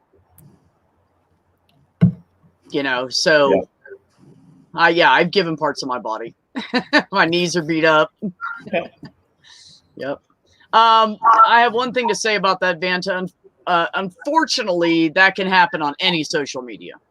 Yeah. Or So even we can't blame TikTok or any. We'd have to blame all of them. in the Yeah, 80s. all that- it just shit happens happened everywhere. recently here in this town, where something of this nature happened to a child. But Oh, really? also, when I was a kid, we used to play the pass out game, and that was basically we Oh. would take ourselves right before the point of asphyxiation, and then Yeah. like, or we'd do that weird thing of like hold your breath and fold your arms, and you'd make the person pass out. Like, we did all kinds of extra dumb shit when I was a kid. That was before, any of this. Yeah, I remember watching somebody do the pass out game, and I don't know if you know this, but when you pass out, you lose control of your bladder. Yes. Oh no. Well, you can. Yeah. Depends. Yeah. Depends. Yeah. So it's the same thing as when someone gets shot.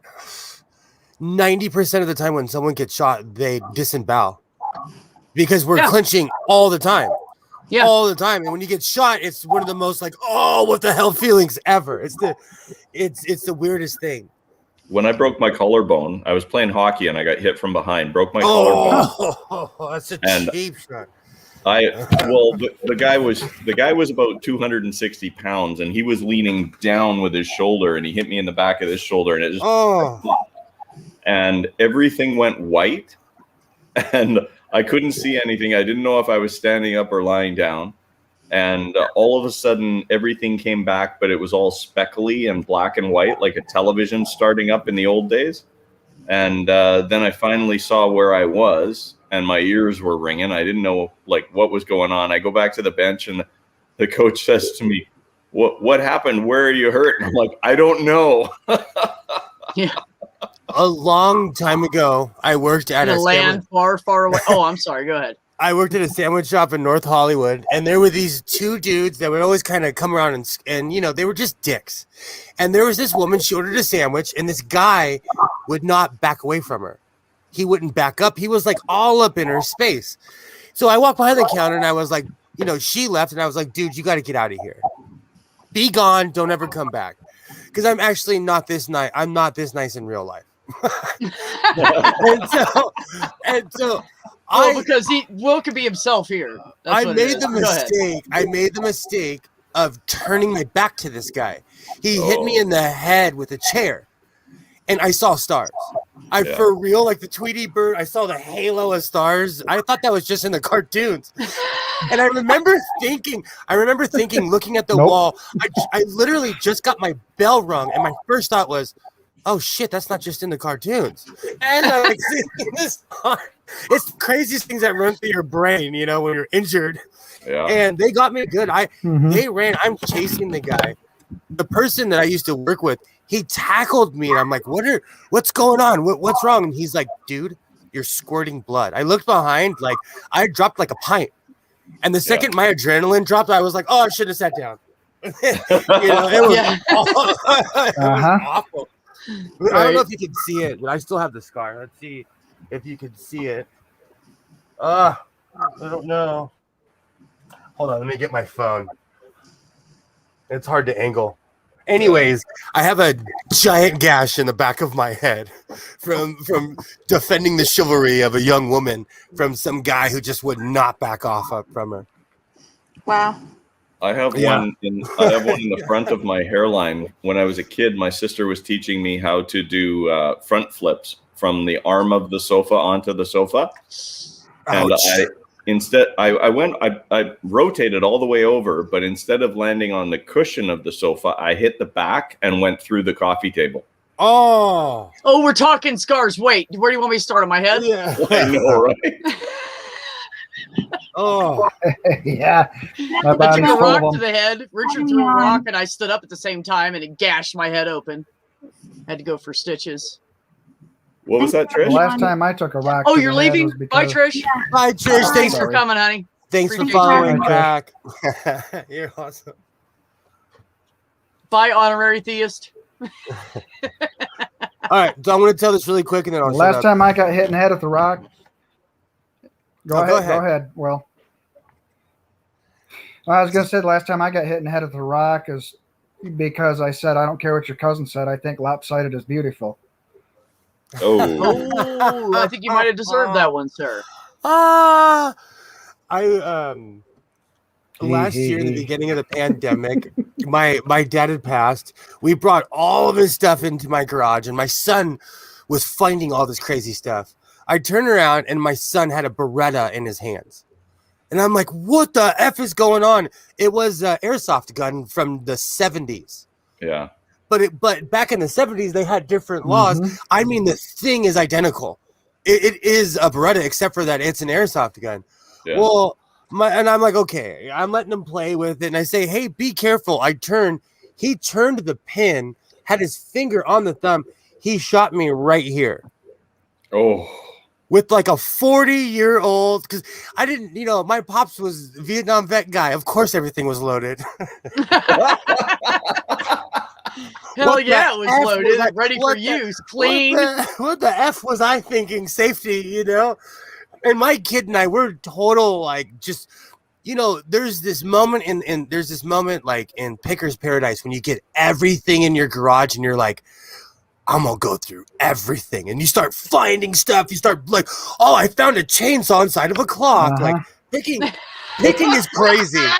Picking is crazy. Wait, was it a grandfather clock? Because I feel like it would have to be a pretty big clock to have a Yeah, chainsaw yeah. on it. Yes, and it was Yeah. one gas and one electric. I still have both of them. So my son has grown up with my crazy butt. So he loves the when Dad brings home all the stuff when I buy a locker or something. Oh yeah. Yeah. And like we were going through my dad's stuff, so it was kind of weird because I hadn't seen this stuff since I was a little kid, and I was like, oh, I forgot about that, But he shot me right here, and my nose has not been right since. And Oh, no. it's been a year and a half. He shot me right in the bridge of my nose. So I have to comment on this, Purple, because I growing up in a rural area, everybody had guns because everybody went deer hunting and stuff to eat, so everybody had guns. So we would take my dad, when my mom kicked my dad out, we kept all the guns. And so we would take the guns and we'd go out in the woods and play with them. But the rule was we had to walk up to mom, and she was the one that had the ammunition. And we had to show her that the cartridges were empty, that everything was empty. And then she'd let us go play with them. We played all day with those guns. It was great. It was like playing real army. We had a bunch of rifles. It's really funny. Right. I think about how my cousin and I used to do the same thing, and like how my cousin and I used to play as kids is illegal in the state of California now. Same. I don't think I was like 6 and 8 years old. And I'd get mom's 22, and the boys, the bigger they were, the bigger the gun was. And we'd go out in the woods and we'd play all day. We'd come back and we'd clean them and put them back. We used to get paper wads, and I have airsoft rifles that look like real rifles. Yeah. And we would get paper wads and shoot them at each other. So from a distance, we would look like giggling idiots shooting each other with real rifles. I was the youngest. Let's just put it that way. I come from an old family, Yeah, we had those Daisy air rifles, and I don't know if they had smaller guns, but I know they had rifles, and they were like, there's no way to tell one of those from a 22 or a 25 or a real long barrel gun. Right. They looked so real, and they were just the ones that shot the little round pellets. They weren't even the like dangerous, what do they call, high velocity ones like they have now. But they were. I mean, you could have walked into a store and held up a gas station with one of those. Nobody knew what they were. Yeah, no, it's true. It's true. And that's what Purple was saying earlier is they had guns that looked realistic. Yeah. And they'd run around the neighborhood in the 70s and nobody ever thought anything of it because they were kids and the parents controlled the guns and they weren't running around with loaded guns. Right. Everybody knew that.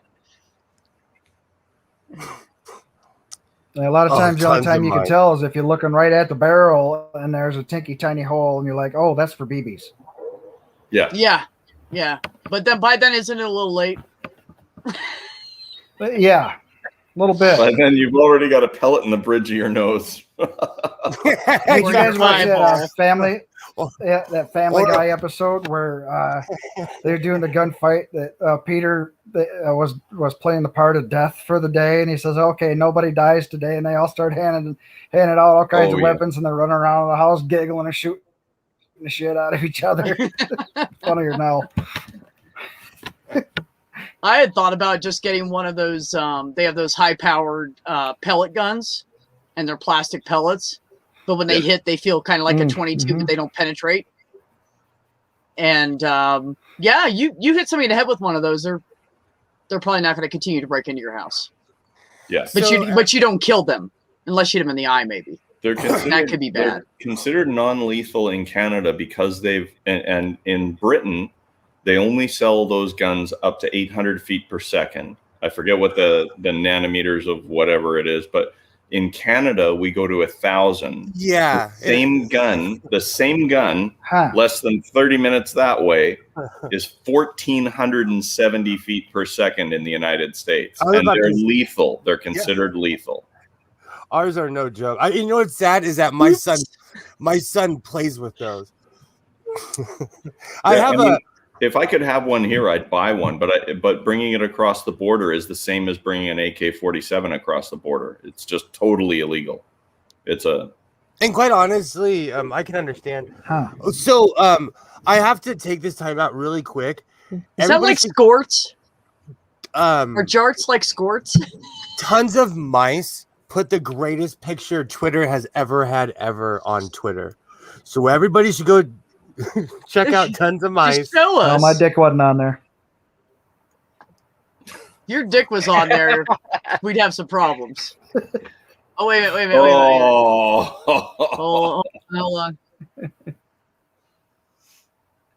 Fuck you, Jarden. Flags of America. Is that what it said? Yes. Flags of America. Oh, my case is dirty. That's my old phone. This is my other phone. Man, this case has been through hell. That's hilarious, Mice. I told Mice, dude, this is the greatest thing I've ever seen in my life. Mice, you haven't made my day better. My day was kind of, you know. And now it's like, it's at least good. It's not like fighting chance. That's all you need is a fighting chance, you know. Oh, that's hilarious. If you look back on Tons of Mice Twitter account, when Neil paused his show, I said, "Hey Neil, you know, you have lots of friends out here in the 604 who can handle a deconversion story so that your stream, you know, stays active and all that. And with Mikey Famine running the show, doing the producer, what could possibly go wrong?" And Tons of Mice put up this GIF of like the building burning down and somebody riding an ostrich and people sword fighting, and it was like, damn right, just complete chaos. What could possibly go wrong? This could go wrong. Oh. Well, hello, Richard Madsen. I don't want. Hi, Richard. Yeah, I don't want no dick pics of mine on Twitter. Oh, I need to trim that shit first. Damn thing looks like a thimble wearing a clown wig.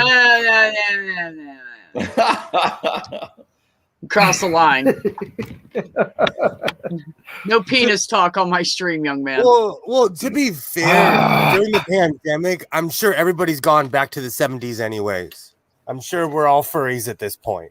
Oh, I don't believe it. I don't believe it. Cease and desist. We're having a lovely conversation. I just hit shaving season because it's hot. You know, I got to show more. I got to show off the guns. So I just Oh, hit. God, he's got to trim up the armpit hair. Did you have this weather today, Will? This like we're at 25.5 degrees or something here. It was 91 today. Yeah, it's crazy here. It was beautiful. It was air conditioning day. Yeah. Yeah, exactly. The weather, it's coming back. We're having less of a transitional season. It's just like cold, hot. Yeah, here too. That's exactly what happened. Yep. And that's what it's doing here too. What they had, I've talked about this before, how in Calgary they can have 30-degree swings in one day. Mm-hmm. They had a north wind come through 2 days ago. They had snow on the ground, and they're going to get this tomorrow. This is going to blow right through. Yeah, exactly. That's it's been crazy here too.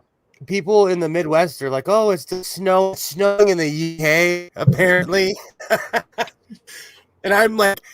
I was in the pool earlier, and I took a nap because the sun made me tired after weed whacking and, tending to the yard and doing all this stuff. I went and jumped in the pool for a minute. Yeah, I went out to the new place today, and a friend of mine came with me to help me out with some stuff. That's and crazy. when she got there was, I said, "Oh yeah, there's just a friend." And she ended up gardening for like 3.5 hours. She cleaned up the backyard garden beside the house and the front of the house. We pulled a whole bunch of, there was like floor tiles in the garden and stuff. It was just, we got a ton of stuff done inside and out today. So it's really cool, but it was hot. It was really nice. I don't know how the hell you got a full screen picture on there, but I'm pretty impressed right now. Really cool picture though. I love this. That's a real photograph. It's not a painting. That's not altered. That's just the way it turns out. What you do is you create a green screen background, and then you crank up the green screen to 100%. Oh, yeah. That's awesome. Okay. My green screen is at the new place, and I am not. This is why you're having the out the window view with the only chair left in the old apartment, other than the computer chair. Yeah. Well, I got to say, Dave, the buildings make you look tiny. You should put the camera closer to you. Yeah. No, I'm kidding. If you look really carefully, right over here is Harbor Air, and you can see the little planes take off over there. I know what area you're in. Everybody knows where I am. Yeah. Oh, that's funny. So this is downtown. And then over here, this is Stanley Park, and you can see how bright and sunny it is over there. That's where the sun's heading right now. Oh, that's awesome. Why are they little planes? Are they little planes for little people? I mean, what are you talking about exactly? Well, they're midget planes. They're the ones that the Shriners use. So right. They land. They're really small, and then like 18 guys get out of them. Right. I'd pay to see that. They're the planes that go over to Victoria and Nanaimo. They do instead of taking the BC ferries over, that takes an hour and a half to Tawasin to Victoria, or 2 hours to Nanaimo. It takes about 15 minutes to take one of those little planes, right? So. I wish someone had told me that when I went there. It was a long walk, man. No, I went with a bunch of hippies, and it was the shrooms, and where am I? This is the greatest trip ever. It's beautiful up here. Yeah. I'm not shocked right now. For some reason. Boats and hoes. Well, anyway. The only time I've done mushrooms in my life that I'm aware of, we have a thing called the planetarium here, where you go in and you watch the stars show, and they show you all this is the constellations and all that stuff. Well, they did a special thing there for a while. They did a laser light show to Pink Floyd. And that's awesome. Some friends of mine decided, hey, what a great idea. Let's take this underage guy, get a couple of beers in him, and we'll go watch Pink Floyd Skylights. So we get down there, and we're outside the building, and this guy hands me this handful of what I'm assuming was muffin and says, here, eat this. So I'm like, yeah, cool. And I eat it. I'm like, oh, this is terrible. And he's like, just swallow it. Chew it up and just swallow it. So I sat there with my hands clenched on the sides of the chair for the entire show, which at the time of the show, it felt like it was 5 hours. After the show ended, it felt like it was 5 minutes. And my hands ached for 2 days from gripping the side of that chair during that. See? Don't do drugs. That's what this is. Don't take mushrooms you don't know about. Yeah. They will. The acid is a very similar experience. You can like clench your jaw, or like if you're clenching onto the sides of a chair, you will stay in a position and then you try to let go or unclench. Oh, yeah, it can cause some severe. Yeah, it's like going to the dentist or the car wash. Oh, mice. It was the one with the rainbow stuff. Yeah. Oh, that's great. Oh my god. All right. Yeah, we used to go to planetarium sometimes when we were bored. Purple's not thanks wrong. for coming, Randy. It's great seeing you. Thanks for no, having but me see, on. Purple, if you take one of the everyone. the little pond hopper, blah, easy for me to say. If you take a pond hopper flight and it's only an hour or so, and you're on those little planes, you don't have to go through all that bullshit. Yeah. It's a lot faster. So. And we do have in Vancouver, we have a thing called the SkyTrain. It's like the transit system out here. Mm-hmm. And it actually goes to the ferry terminal now and to YVR, the Vancouver airport. And they're talking about building a new cruise ship terminal on the Fraser River. And they're going to run it out there too. So to get from all of those points of transport and from Canada Place, which is right there where the little planes take off, all of those you can get to just on the regular transit system. And it's super convenient. Sorry, Purple. I didn't know you were kidding. But that's almost true, though. Is that like a? Is that it's like an hour and like 45 minutes leaving, but pretty much the same. When you say Sky Transit, is that like the cabled cars? No, it's an elevated rail system. So there's like huge concrete pillars through the, and it goes through kind of like what they have in New York City. I haven't seen the one in New York. It's mostly above ground, and you drive underneath of it. Yeah, and it goes through the city. There's some of the tracks and here some of it goes below, and some of it comes back out. Some of the tracks are the tunnels that used to go underneath Vancouver to go to the waterfront, and they've utilized those. Some of them are raised concrete. Some of them are old CN rail lines. Okay. And some of them are the newer ones are all the elevated lines that go farther out. But it's people who live in downtown Vancouver or where I am in North Van, right, literally 2 blocks that way. There's a water taxi that goes over to Canada Place, and I can pack my luggage up here, get on the C bus, go across to Canada Place, get on the SkyTrain, and I can be at the airport in under 20 minutes in rush hour traffic. Nice. That's awesome. Yeah, That's awesome. amazing. It's amazing what they've done. Yeah. That's like when I lived in Virginia to go from Virginia Beach over to Jamestown. If you were to drive around, it would take you forever because you'd have to do one of these, right? Yeah. But you could jump on a ferry and go over to Jamestown. Yeah. And car and all. It was a car ferry. Yeah. So it was actually pretty cool going across the James River. It was really, really cool. This is one of my biggest beefs about in LA because I've been all around the world and in every state except for Hawaii. Our public transportation sucks for as many people as we have here. We have a subway, we have an above ground train. We just modernized our system. I mean, within the past 15 years, which for a major city is unheard of. I've been to a place like Reno, Nevada, even though it's a degenerate heaven because it's just nothing but casinos. They have one of the most dependable bus systems I've ever seen. New York, I hate to say it, their railway is awesome, even though you might get stabbed or see a great show. You've been to Vegas, right? And I go all the time. Have you been on the Deuce? Oh, yeah. Did you know that you're supposed to pay to get on the Deuce? So it depends on where you're staying, how drunk you are, and yes. I've never Yeah. paid. I didn't know you had to pay. I've just staggered onto the bus. So Vegas is one of the weirdest places on earth. I've walked past a cop smoking a J, and technically, like, he should have put me in prison, and he was like, "Have a great night, gamble, spend money here." You know, Yeah. Like, Vegas is crazy. Vegas Have a is great one of night. Pay your yeah, taxes. yeah, exactly, exactly. So that was like I went with my friend. He came from Georgia.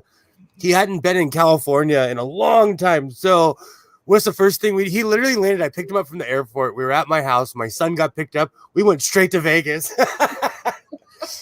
And we felt old because both we you know, when you look at someone who just turned 21, you're like, I feel like a dinosaur, you know, and you can always tell the new kids because they're hammered.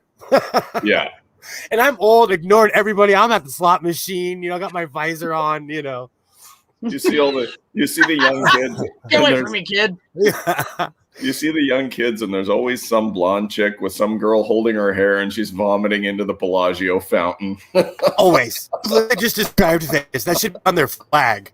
That should be on their state flag. It's someone retching into a really fancy fountain. Vegas is crazy. And as you know, I'm from the era where you would go to jail if you smoked pot. If you had pot on you, it was just illegal. So Yeah. the whole legalization is weird to me. I still freak out when I can go to a dispensary. Every time I go to a dispensary, I'm like, this is Disneyland for potheads. Checking for cops. It's just weird to me that I can openly smoke, you know, well, within parameters. California is still well regulated. But when I went to Vegas, like, they have strict laws. If you're a Nevada resident, pot is legal, but you can't smoke at the casinos. You basically can't smoke on the strip, you know. And I'm a law-abiding citizen. I get there, everybody was smoking on the strip. Yeah. It was like it reminded me of the Iron Maiden concert I went to. Like, everybody was smoking, you know. Will, the Davie Strip downtown, where they have the Vancouver Pride Festival and the big, like, weekend long Okay. craziness. Yeah. I think there's 18 pot stores on that street.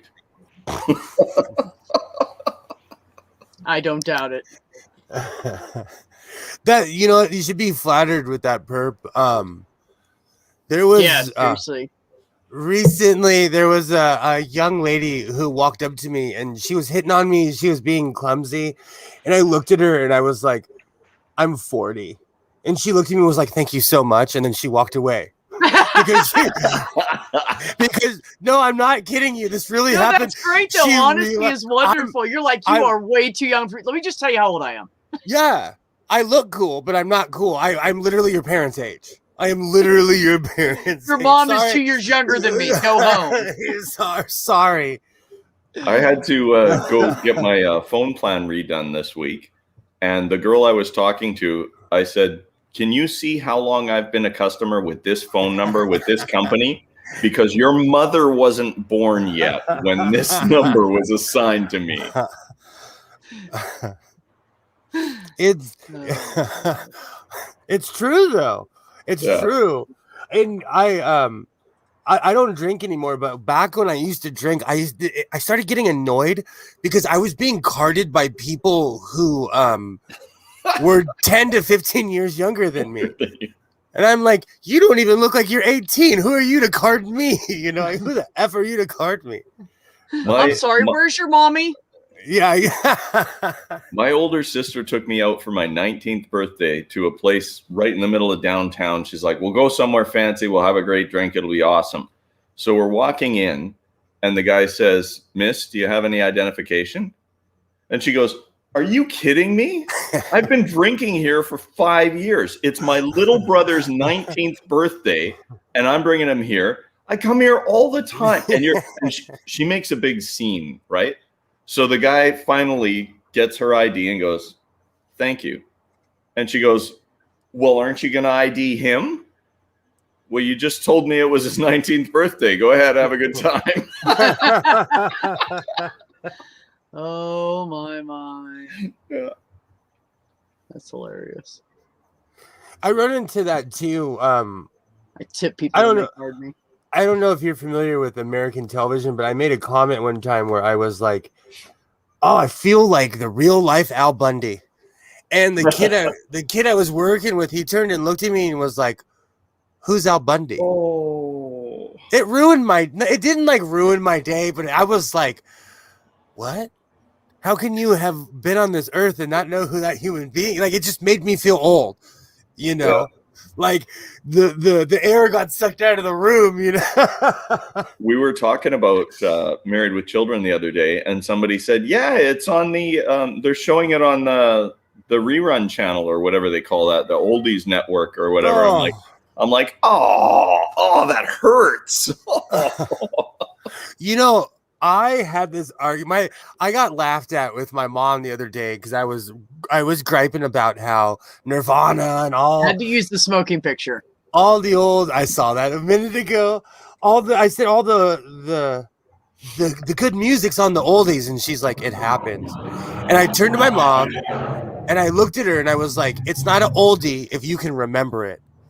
And she's like, "You're old. Just get over it." She's like, "You're old, bro. Get over it." Except trade. But it's a trip. The stuff I grew up with is considered oldies now. Like they were playing Bobby Valley next to Kurt Cobain, you know, next to like Jim Croce.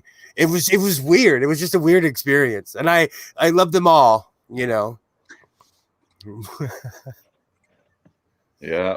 Yeah, it'd probably be a bad idea if I went back to college at this age. Or a really good one, depending how demented you are. Probably not good. I dated a woman that was 27 2 or 3 years ago, and I felt like I was 100 years older than her. And because usually I date people that are 10 years older than me. Mm-hmm. And so it was kind of an experience to be with someone that was younger. It was, times had changed, and I realized I'm a dinosaur. I dated a girl who was a runner, and she was 20 years younger than me. And boy, I tell you, I haven't worked out that much in the last 25 years. Hey, Richard. Ma'am. What are you doing? Besides playing with background pictures. Looking for people to fight with, hanging out with you guys. Not much, yeah. Oh, yeah. But we think you're awesome, though. So no one's trying to fight you here. We can gently argue with you. Go ahead. We'll gently argue with you. Go ahead. Yeah. Let's do it. You can even aggressively argue. I actually appreciate that. I mean, truly, Matt Dillahunty claims it, but I really claim it. If I'm wrong, I'd like to know that. You know? Oh, no, I want to know because I do a lot of measurements. I want to know if I'm wrong. Tell me immediately. Right. Yeah. I'm good with taking it. I want good argument. I want people to really pick apart my position and I mean, I'm going to fight for it, you know? Yeah. For one thing, I think that I've adopted something that makes sense. That's one thing.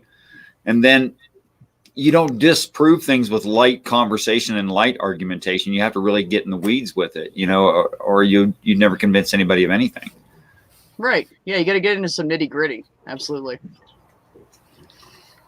Absolutely. Are you working to convince yourself of something, or are you trying to actually convince somebody of your position? Well, I'm already persuaded by the position I hold, like everyone else is. I mean, everyone holds a position they're persuaded to believe. That's just our nature. So, of course, it would be stupid to say, I don't think I'm right. Of course, I think I'm right. Right? Yeah, why would you follow it if you thought it was wrong? Absolutely. Yeah, who does that? Can I say something really quick? Tobin, with respect, Richard is an immensely intellectual and smart person. So in a minute, he's gonna ask you if you want the red pill or the blue pill. So be careful. Well, I've actually known of Richard for quite a long time.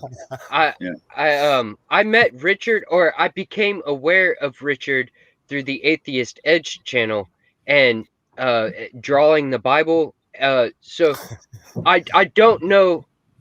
I have not gone through your entire library of content, but I am somewhat familiar with the direction you think, or I If we start talking I about appreciate that, rocks, Tobin. I'm running. If we start talking about rocks, I am out of here. I'm so tired. We You know- don't have to do the rock argument. Richard and I have talked We don't- about a lot of things, and the Oh. only thing we've ever discussed about rocks is which ones are rocks, which ones are stones, and which ones are boulders. So That's no, we important. don't talk about rocks. I like Yeah. I like granite. I like shiny rocks. I like Right. all kinds of rocks. I don't like You name them. You're like, You know, so I don't. I like shiny rocks. I like all kinds of stuff. You know, I'm not gonna give it a name and a title. It's a rock, and if someone came close enough, I might throw it at them if I was in danger.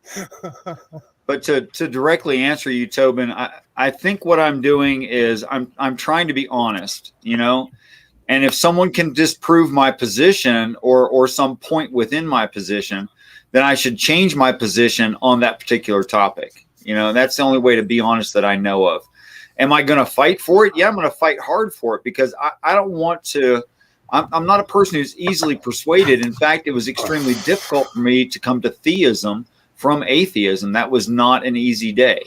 You know what I'm saying? So I'm still like that. I'm still super stubborn. I think that Richard's position Hi, Randolph.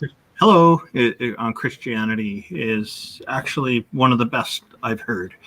And I really don't think there's much that I can pick apart at it that I've been able to with a lot of other people. He's been very, very thorough, exceptionally thorough, I think. I wish that were true. I suppose and I think that the big part that would be difficult would be the proof that God exists. Would be, I think, the big piece that's probably not that's the sticking point, I think. But everything else he says, I think the way he explains the Bible and whatnot seems to make a lot of sense to me. Sis, can I just steal your stream for about 5 minutes? Go with whatever you want. You know, I'm supportive of everybody. Go for it. Okay, let me rescue that for you real easily. No, I believe you're honest. I know you're honest, Randolph. Yeah, and I mean this in the best possible way, by the way. Yeah. Okay. So we can't accept that just because a religious person says something about their religion that it's objectively true. Okay, that would not make sense. And it's worse than that if I say that most religious people are deeply biased in favor of their religion compared to other things they know, and they compartmentalize and they cherry pick and everything else. Then they're probably the worst opinion I can get on their own religion for all of those reasons. Okay, so what I subscribe to is what the text actually says and is claiming is God. And that is simply this. It's a set of ideals, count 7 of them. And the only part, these ideals objectively exist in human experience. There's no argument that wisdom exists. Okay. And if you're going to argue for wisdom not existing, you have to argue for the mind not existing. And now you're getting into territory that makes no sense in the first place. Or at least the mind always. Okay. Yeah. Okay. Okay. So it's a set of ideals that are valued. That's what's described as God from within the Christian text. What they say about the text is another matter. I have a clarifying question. When you say that wisdom, you can't have wisdom without a God, how do you get from wisdom necessarily having to be and a God attributing that to us? Okay, Tobin, what you just said is I've heard a lot of Christians make their arguments. Okay. And what you actually said was not what I'm trying to express. What I'm trying to express is that wisdom is one of the 7 aspects of God, that God is a collection of things like wisdom. So you're saying there are 7 aspects that are linked to God? Not linked to God. They make up all of God. They make up. the ideas that make up the like the ideals. Let me put it in a short story. There is no United States. Okay, United States is a collection of people who live on a certain landmass who agreed to certain laws and idea systems. That's the United States. I would agree that the United States is a concept. Right. Okay, so when we say things like the Constitution, but those hold are on, the you can apply that to fundamentals anything of the United States. But hold on, Yes. hold on. Is that the? Never mind. No, I'm not gonna. No, keep going. Nope, I'm not gonna say anything. Keep going. So what the text describes is there's a valuable set of ideals that they're namely wisdom, knowledge, counsel, understanding, fear, power, and conservation that are God. That's what the text actually says. That's what God is that set of ideals.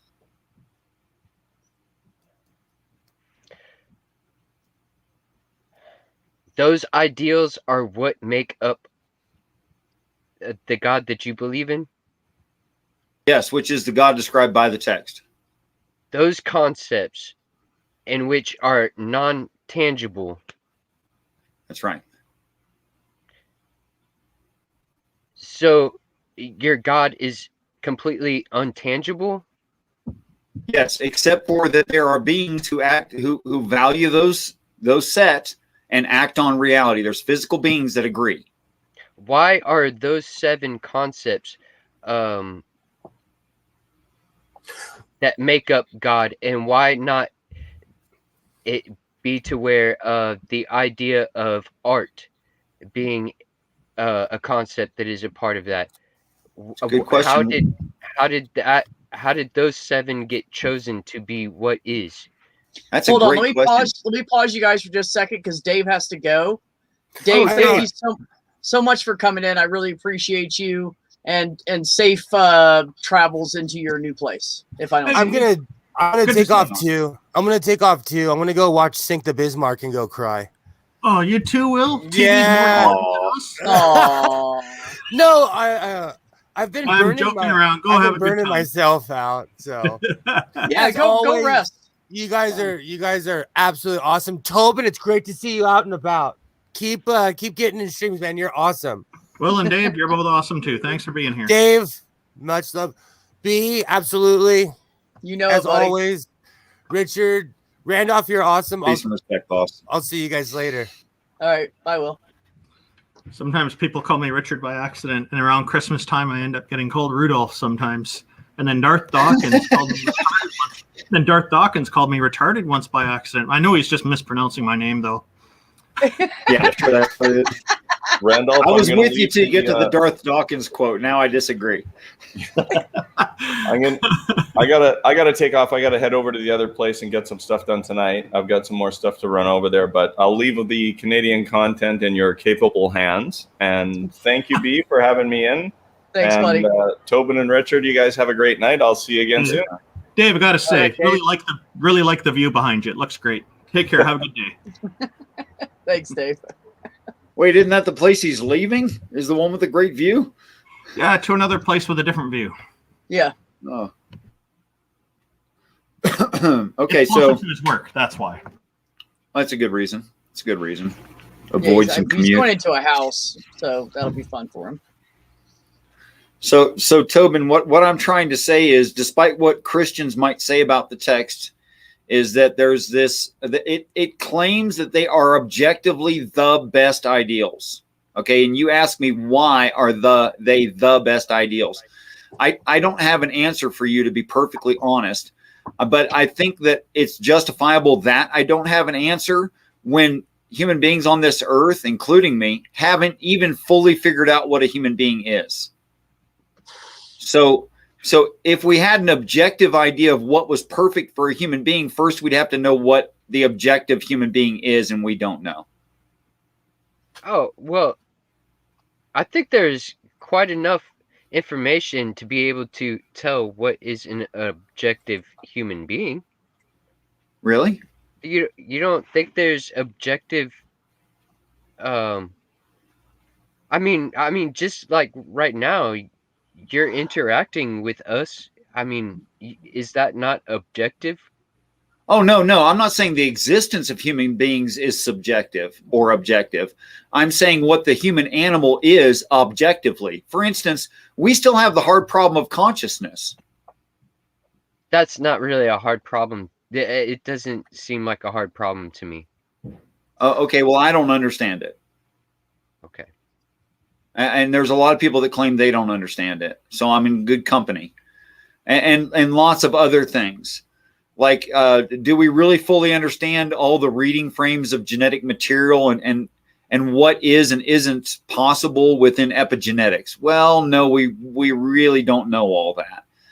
I mean, there's so much that's still up in the air. I don't think we have an objective description of what the human animal is. I mean, that may be just my opinion. Well, I mean, the anatomy books are very well, put together. How could we have a very detailed information, have our technology to the point to where we can objectively heal somebody by doing surgeries if there was no objective understanding of what was human anatomy? Doesn't that make it objective? Well, I think in physical manipulation where you remove parts that the body can't accept because they're rotting or cancerous or whatever like that, and then you sew whatever's left together back together and you hope it heals. Oh, and by the way, it doesn't always. Yeah, we're pretty good at like removing stuff.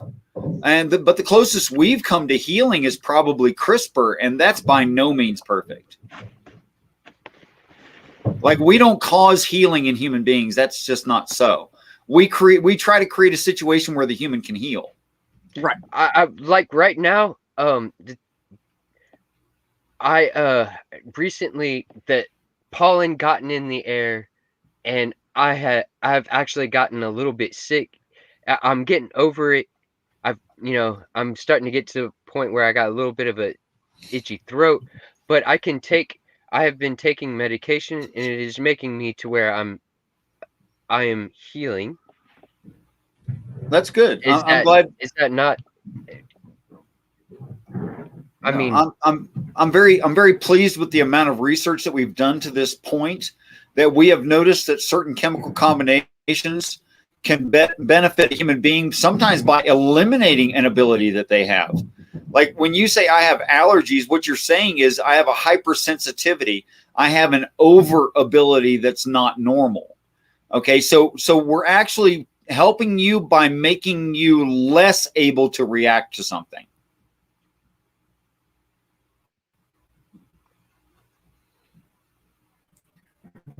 It's accurate. Okay. How about this? Okay, because see, really, to me, like, whenever it comes down to this God concept, yeah. I mean, this is what you're really looking for, is to drill down to, your concept of what God is, right? This is what you're trying to strengthen, correct? Or destroy, one of the two. Okay. With it being made upon concepts, these seven concepts are something that are intangible. There's no way for us to touch them and reach That's out true. to them. How do you yeah, see, I'm gonna end up asking the same question I just asked, which I really don't like. I don't feel like I'm going in a good direction, but concepts. How about if you let that marinate on your mind for a minute, and we'll just come back to that when you think that your brain has sorted it out well enough to your liking. How about that? Okay. So of course, I cannot show that these are objectively the best set of ideals for a human society. I cannot show that, but that's what's being claimed. And then it also claims that from this set of 7 ideals comes a huge amount of repercussions of things like coming from conservation and wisdom. With conservation and wisdom, for instance, you should say, I should never waste anything, especially I should conserve that which is irreplaceable.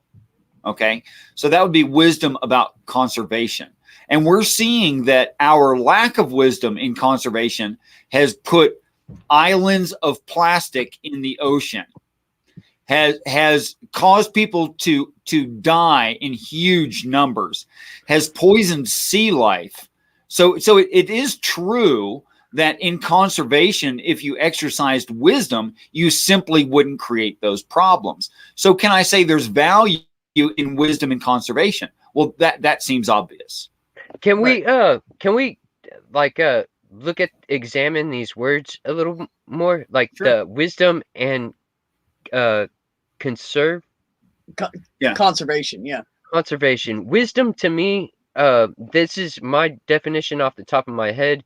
Wisdom is having knowledge and you're able to apply that knowledge and have a successful,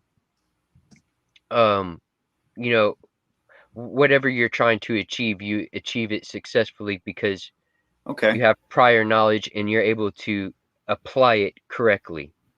Okay. Does that comport with? I think I go a little bit more fundamental than that, to say, okay, knowledge exists. There's things to know. That's fine.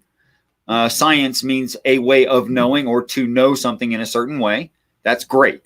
But when it comes to knowledge, what should I learn for a certain situation so that I can make the best decision? That would be wisdom, is knowing what to learn, not just that learning exists or that knowledge exists. For instance, I might be the world's greatest violin player, but I've never played a violin. So I can't know that I am the greatest violin player since I've never tried a violin, you see. So it's not just the potential, but it's also understanding what should be realized. That's wisdom. It's always what? Could you please repeat that last phrase? I said wisdom is not only realizing that knowledge exists, but knowing what knowledge is important for a given situation.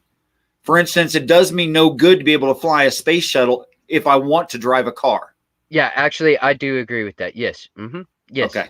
I have to have prior knowledge to something and the correct way to apply it. Yes. Yeah. Okay. So I'm agreeing with your base definition. I'm just saying I think it's a little bit more fundamental than even you said. Right on. Right on. I would agree with your definition.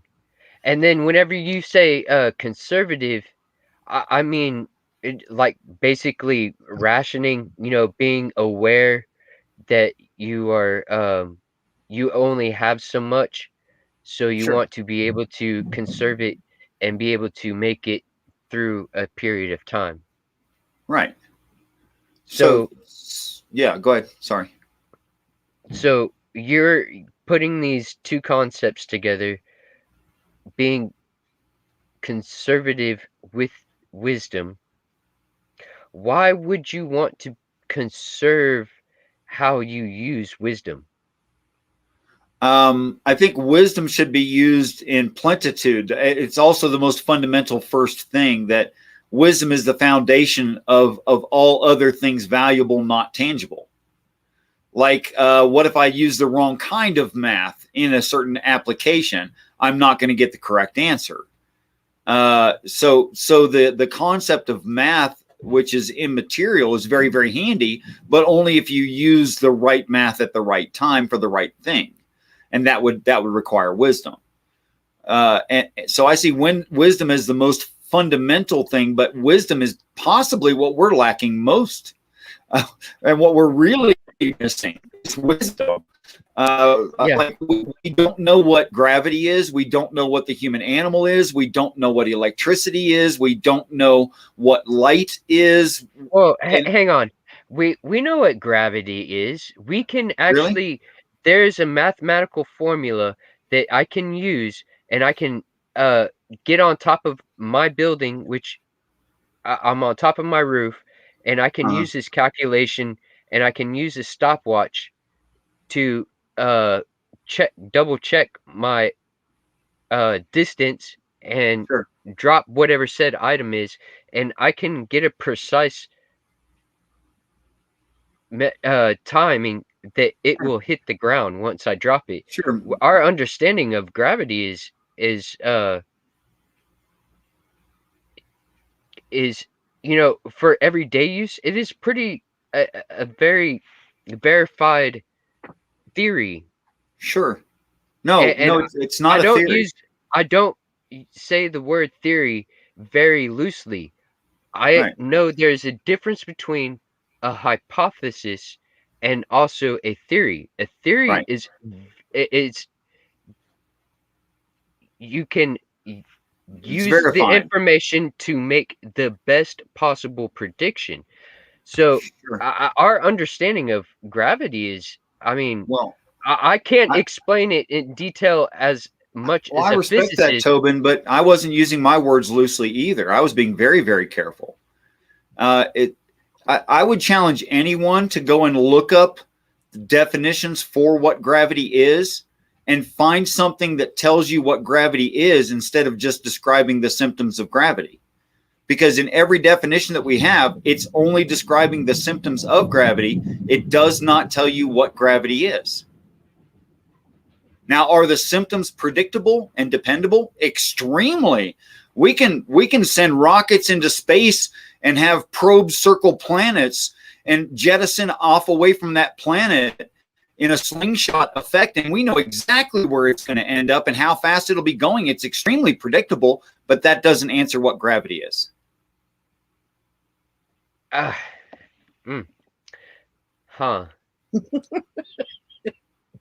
Okay.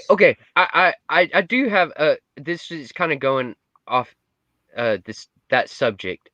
But how did you get to the point to where you think the Bible actually has something in there that is connected to God? What's the reason that you said, okay, this Bible has information that that I will accept as truth? How did you get to that point to where you're like, oh, these 7 words, these 7 concepts are, valid and sound?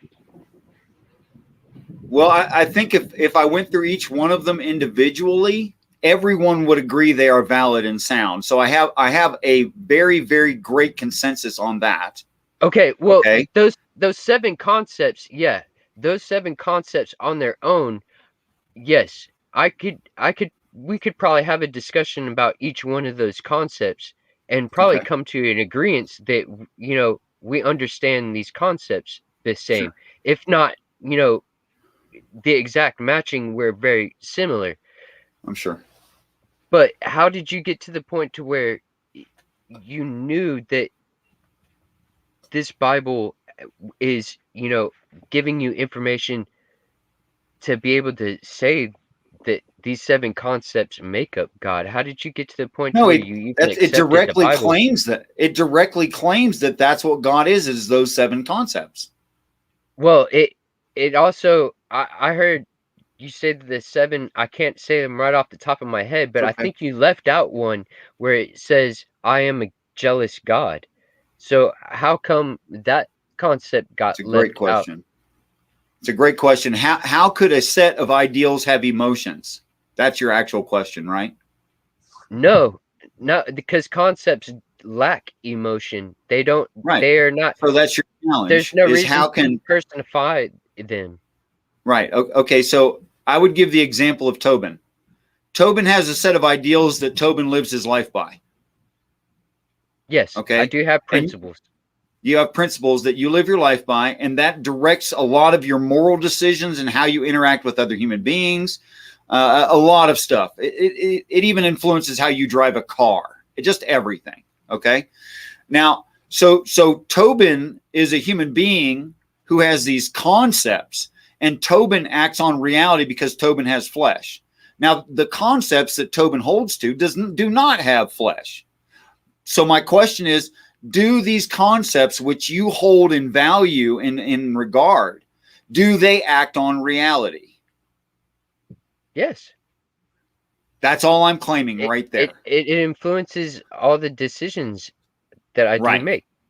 Okay, so what I see the text and not just the Bible, but actually all of them, is describing is a set of living beings who agree upon a set of ideals as being the most valuable ideals, which have many, many repercussions, such as being long-suffering, patient, loving, kind, lots and lots of repercussions, right?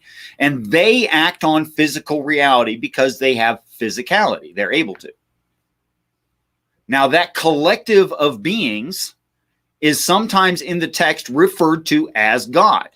Just like the collective of people in the United States can be referred to as the United States.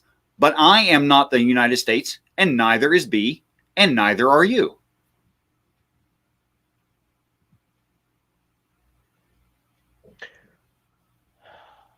What reason can you give me to open up this Bible? I don't recommend it. I just want to say I might be the United States just because I'm Canadian. Fair enough. You can have it.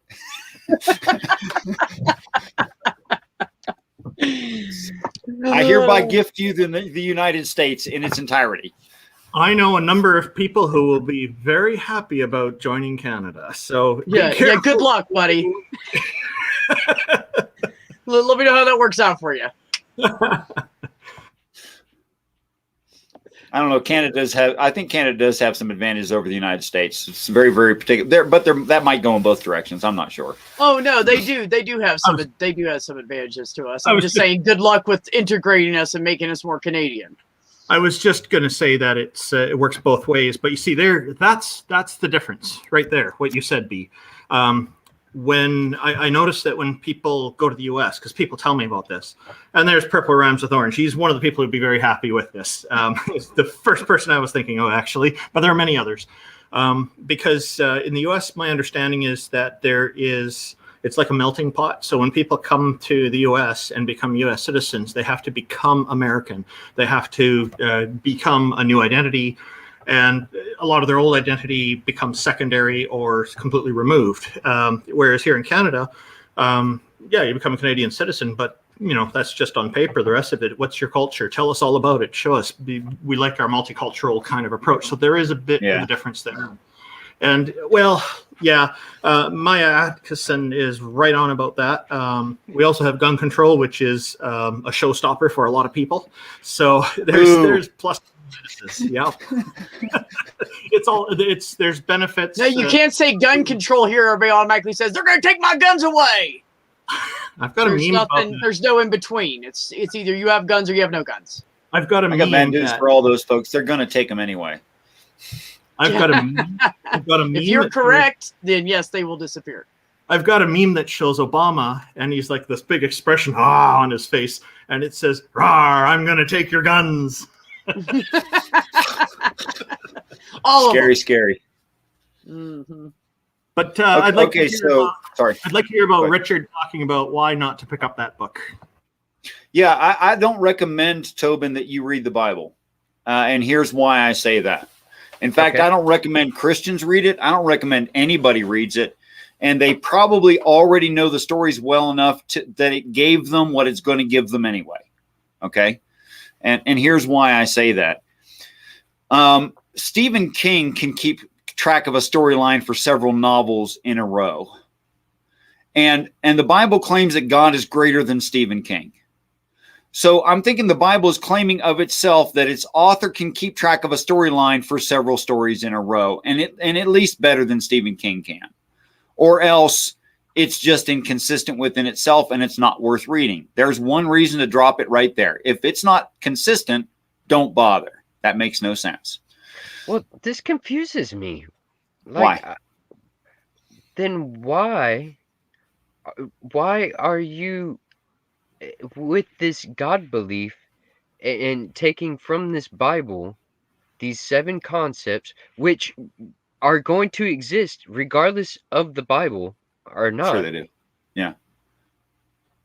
Why personify these into a God? The text itself is claiming that is God. But I mean, that is your interpretation of it, though. No, it directly says that. It says God is spirit, and then it lists the 7 spirits of God. I mean, it directly says it. Okay. I'm kind of stuck. I'm kind of stuck. I'll let you work on that while I justify my statement. Don't read the Bible. And you can work on what you're sorting out in your head, and I'll express what's going on in mine. Okay. So it seems logical to me that the Bible is a set of demands and in law and instructions and warnings and promises, and many of them are to a general populace, but most of them that are highly specific are speaking as if speaking to the reader. So when Christians read it, they think, oh, I'm supposed to be reading this. That's pointed toward me. Those warnings and promises and concepts, I am supposed to understand, and I'm supposed to comply with those ideas. What they're missing in that is, if you ask of any Christian, will you ever do what the Bible demands that you do? They'll say no, because they're going to hem and haw and try to claim it. But eventually they're going to say, no, I can't do it. I will fail. And that's fine. The Bible says they'll fail. But the Bible also says there's one that succeeds. That one that succeeds is the hero of the story. So it doesn't make sense to tell someone something they can't do, but it would make sense to tell someone who can do it to do it, which makes the Bible intended reader the hero of the story, or called in Christianity, Jesus Christ. So the intended reader would be Jesus Christ and not Tobin. Interesting. You know, what you're saying about people not being able to follow the edicts of the Bible. I had a conversation with one of my friends a few years ago. His wife is Christian. I think they're Catholic. And so he's basically fallen in line with it, of course, which is a common thing. You know who he's marrying, right? So we were talking after lunch, and the subject of religion came up, and he's wondering what I think of him being Christian. Because he knows that I'm involved in Canadian atheists and all this. Yeah. And I said to him, well, I got to say, I'm glad that you're not 100% Christian. And he says, oh, why is that? And I said, because you're not trying to kill me for not believing in God. Because there's a part in the Old Testament that is an edict instructing people to kill those who do not believe in the God of Israel. And Richard probably knows which one that is. And then I asked him, I said, so if you had to put a percentage on it, how much of the Bible? And he said that was fair. And so he doesn't, of course, agree with that part of the Bible. And I said, what percentage would you put on it? And he thought about it for a while. And then when I dropped him off, he said, I've got a number. And I said, oh, what's that? He said, about 55%. What are your thoughts on 55%? Yeah, that's not very good, is it? No, but do you think that he's got a fair understanding of the Bible? No, there's no way he could, unless he's Christ. So even 55% would be a bit high, you think? Oh, well, he might feel like he's got 55% of it that he agrees with morally. That's fine. Yeah, like he's saying what he does follow and what he won't follow because of his own ideas on what's moral and ethical. So I think what I've noticed is most Christians will very quickly say somewhere in the 90s, the high 90% that they follow it. Well, they probably say that, yeah. Without but really they can't live their life that way because that would put them in jail. Yeah. And what impressed me about my friend here is that he put quite a bit of thought into it before he came up and said that's an approximation. He'd have to read it and really figure it out, but that's his best guess at this point. Well, so. I would point out things like, I've been given, okay, first of all, I was an atheist without a lot of presuppositions about it other than it must be false. But then when I read it, it should be false, right? But then when I read it, I didn't know what Christians were saying about it really. And I didn't have a presupposition about what I was quote unquote supposed to think. But when I read about, for instance, the slavery laws, that's a pretty easy topic. Everybody knows that one. We've heard it hashed out. Poor Dr. Josh. But anyway. Matt Dillahunty as well. Yes, poor Matt Dillahunty. I'm so sorry to both of them. In all of the slavery and servant laws, there are certain words that are used consistently. Yeah. You'll always find the word master, and then you're going to find in many of them the word father. Okay. Yeah. Now the word master there literally means the sovereign. Can you tell me in the Bible who is the sovereign aside from Christ? Christ is the sovereign. What's that? Go ahead. How do you know that is the exact interpretation, that master is the sovereign? Well, you can just look it up in Strong's and Jusinius and lots of other sources. That's literally what the word means. Okay. There's plenty of sources for that. It's accepted by non-religious scholars that the word master there actually means sovereign. And then the word father can mean literally your dad. It can mean that, sure. But in context of the rest of the work, the word father means, and I'll give you a quote, call none the Father but God. That's a direct quote from the text. So if it uses the word father, it doesn't mean someone's dad. It means God. So the conversation in the slave laws is you have this servant, and that servant, it has to go with either Christ or God. Well, now you're talking about who saved the person. That's the conversation. Who saved them?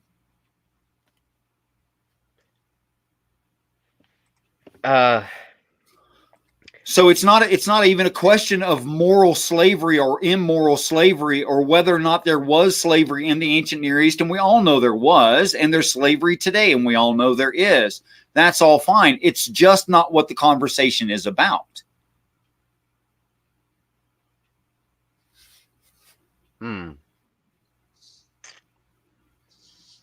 It's why you end up with really weird laws, like in the 7th year, the year of Jubilee, which is exactly the number of years of end times. A new slave who wasn't a homeborn slave, a new slave, can go to their master and say, I want to return to my father. What that would mean is they were not saved by Jesus of this earth, but by Old Testament. Hang on. Go ahead. Like, really, with this,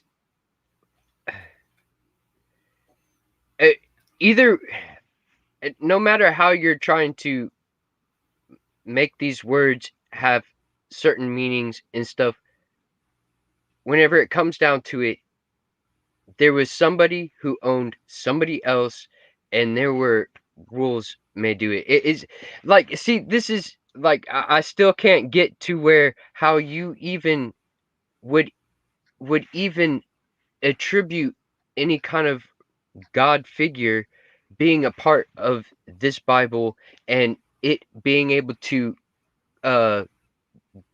tell the information that there's 7 concepts that make up this God. I can't get there. I don't. Well, is there something wrong with me saying United States citizens agree that there is a constitution? Is there something wrong with me saying that? I don't see how that relates. It's exactly the same thing. There's a society of living beings who have agreed upon some kind of immaterial set. It's the same exact thing. We've agreed upon rights in which our government is supposed to uphold. Okay, how do we come up with those rights? Through education, through principles. There are many different philosophies, and also there's all kinds of schools of thoughts. There's the principles of ethics, to what are those ethics based morality, on? By dialogue. No, what are they based on? Not how are events. they decided on? What are they based on? Reality. Reality of what? Of two people who are having a conversation. Right. Okay, so it's a conversation about the reality of the human situation.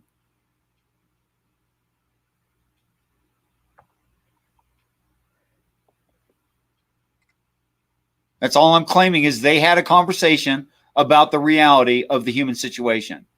That's all I'm claiming.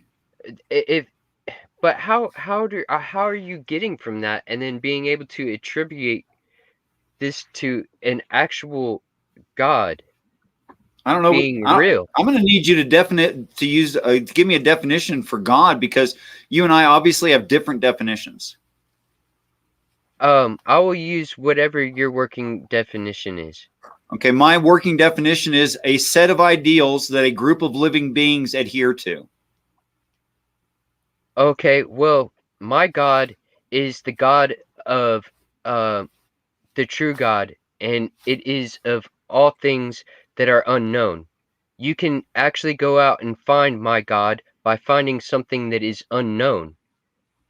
And isn't that an argument from ignorance? I say seek my God through the scientific method, and my God is the only true God. Is it not evident that there are unknowns? It is self-evident that there are unknown things to us. Yes. So therefore, my God exists, and we can look for my God. How can we look for yours? Wait, you forgive me if I'm misunderstanding. I want to represent your position well, but it seems to me that what you just said is my God is everything that we're missing right now. All of the unknowns. That's what we're missing right now. It's the knowledge we don't have, right? Yes. You know that is literally an appeal to ignorance. I am being sarcastic. In a way. I think that appeals to ignorance are logical fallacies, and it's a God of the gaps. It's literally also a God of the gaps argument, and I don't think that's a very sound argument. Right on. But how is that? I'm glad you God smiled. Not how is that God not any different than 7 concepts? How is it different? The concepts actually exist. Okay. We agree that the concepts do exist. The concept does exist of it being unknown. That concept is a real concept. Yes, a lack of understanding is a real concept. Yeah. But that's a lack of something. It's not a something, unknown, it's a lack of something. Unknown is a concept. Yes, an unknown is a concept, and it's a real concept. I totally agree with you. So how is that any different than your 7 concepts? Because my 7 concepts are things that we already agree and are knowledged on.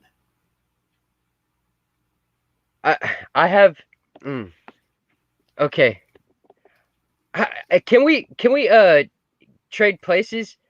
Can we like flip it to where I'm trying to back up a claim. I'll take away the unknown thing. I'm not trying to actually argue for a God. Can I answer to the side chat? Theo asked a direct question, and I want to respect B's audience. The 7 concepts of God, according to the Bible, and I'm just telling you what it reads in the Bible, the 7 spirits of God, which fall in this order and by necessity would have to be in this order. I think if you sit and think about it, you'll agree with they'd have to be in this order. That they are wisdom, knowledge, counsel, understanding, fear, power, and conservation. And conservation is the tricky one because it's only described in a coded way within the text and is not directly listed and is left a mystery.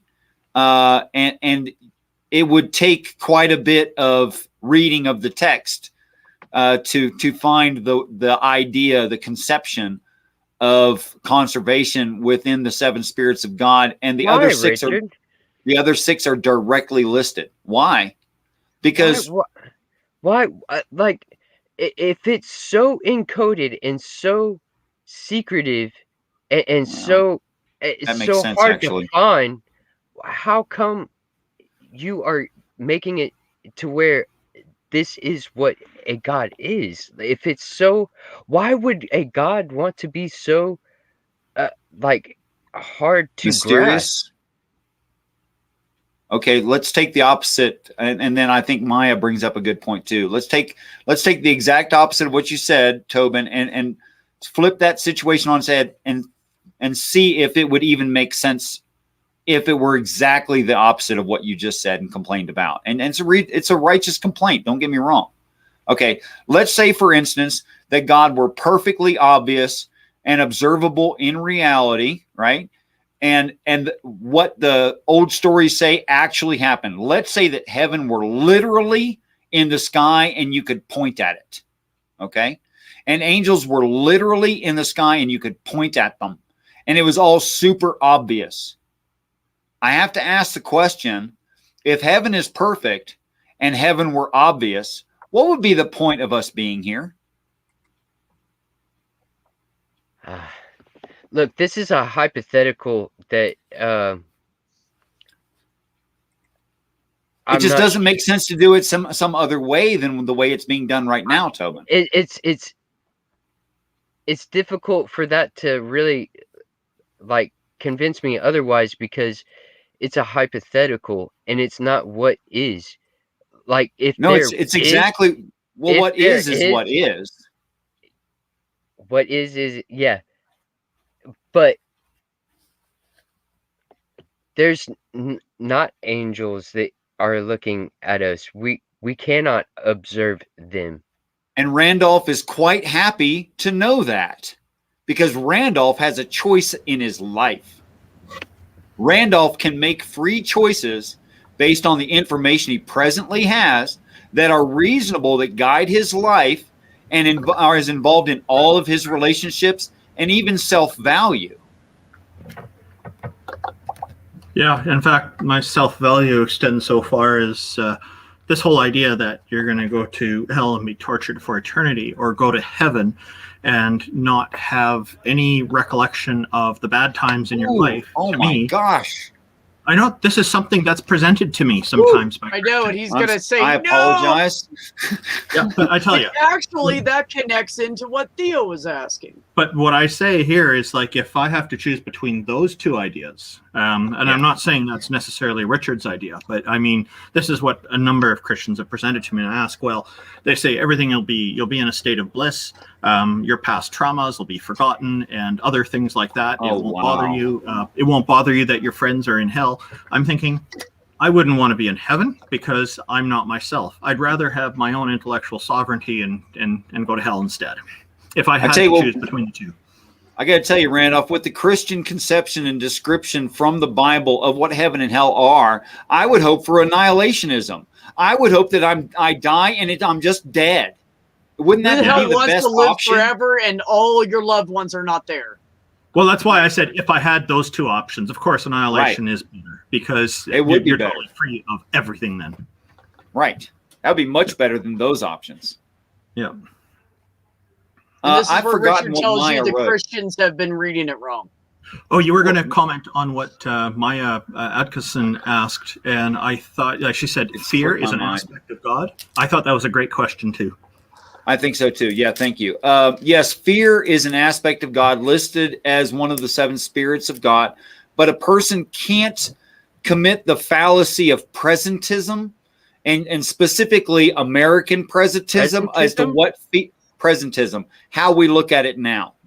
You can't judge the word fear the way that we want to in our modern society and by our definitions. But if you look at the actual definition from the original language, it lends more toward respect than some kind of paralyzing anxiety. So the translations are out of date. Well, yeah, they're deeply out of date. Mm-hmm.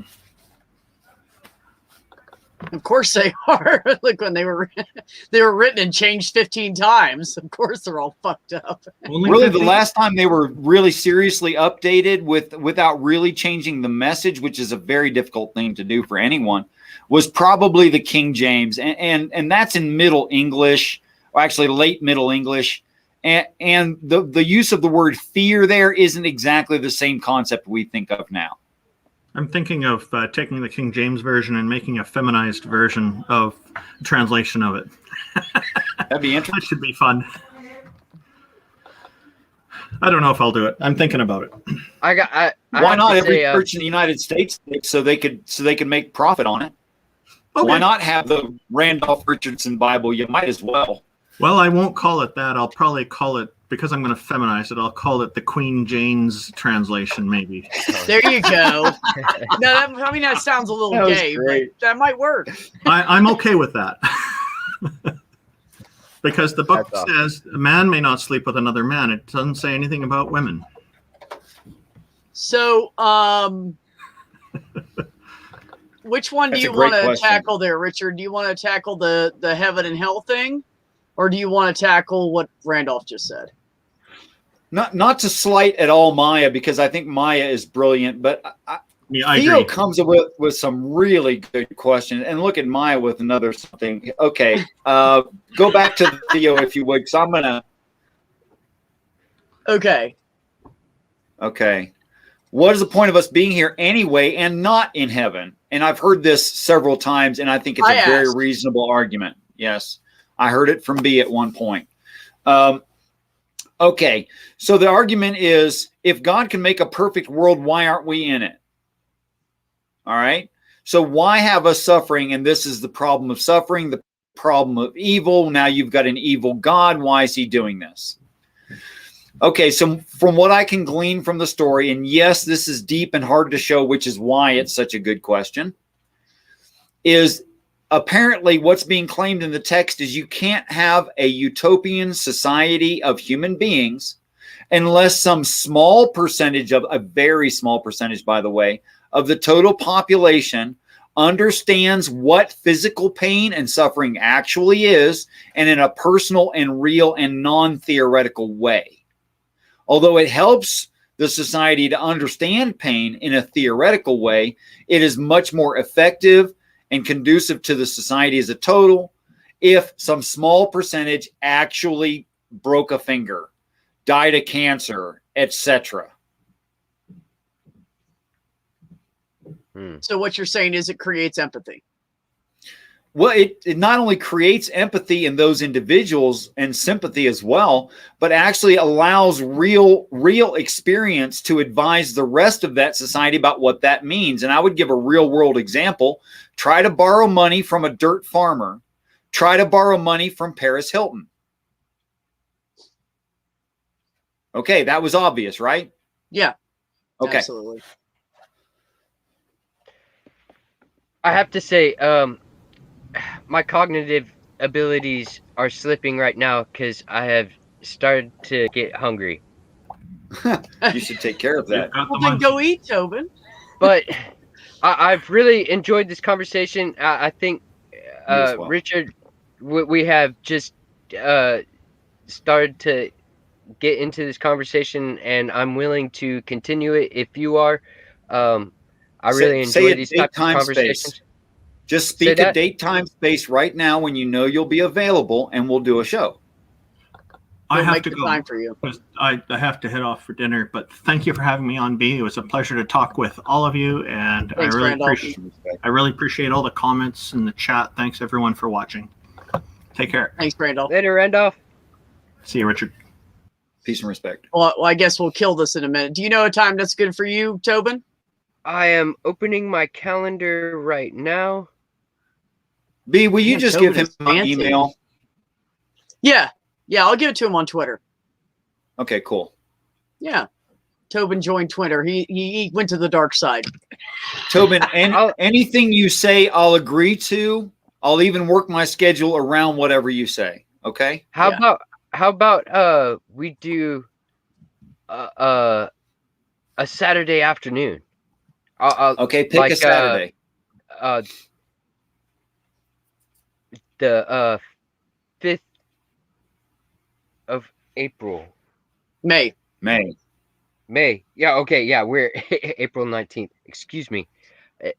It's the way this calendar is written it out. Okay, yeah. Okay, now give me Wait a time minute. Hang on. and time Let's zone. get closer. How come I'm looking at Whatever that you like, straight man. like that? Let's get closer. Today is the 19th. Okay. Yeah, this How about Saturday would be the 24th. The There you 20. go. Yeah, that's what I'm meaning. See, Okay. I get hungry and I start. I don't fire as well. I don't. It's not That's all all of us, cylinders brother. going. That's That's all what of us. happens. That's why we have to eat. Do you have a time, Tobin, that's good for you? Some of us even call it getting hangry. Yeah. So what I'll do, Tobin, is I'll give you his email on Twitter, Okay. and then email him with a time, and then he will email you back with a link. And that goes for Cool. anybody who wants to have a conversation. Anybody at all. Ever. I mean, I will completely rework my life to talk to you. I think you're being sarcastic, Purple. I'm gonna leave that alone. So Tobin, about what time of day is good for you? Perhaps after dinner? Thank you, Theo. You want if you want to do it, early evening, that's fine. That's fine. Okay. Like 7 o'clock or so. Okay, and what time zone are you in? Good question. I am in the central time zone. You're in Central. Okay, so So all right. 6 p.m. our time. Okay. Yeah. All right. So and I'll Maya? send you a link at least 24 hours in advance, okay? Rock and roll. Sounds good. All right. Because Cool. I want you to be comfortable. You can come in early, up to a half an hour early, and we'll chat and make everything comfortable. And if you have anything that you need to say before it starts, you'll have time for that. Okay. And I'll send you a foot rub if that's what you need. I'll send you a foot rub. Right on. All right. Oh, wonderful. Well, thank you everybody in the chat for coming, and thank you for the 5 that have stayed. I appreciate you. Thank you, Tobin, for coming in. Have to have you in more and let you talk. You need to learn to interrupt, buddy. That's what Okay. you need to learn to do on my streams. Just get in there. Okay. Richard, thank you, of course, for coming in. Thanks for letting Love me you to talk for a death. minute. I love Hey, you no too, sweetie. problem. And Thank you, everybody have a good night. Take care of yourselves. Take care of one another.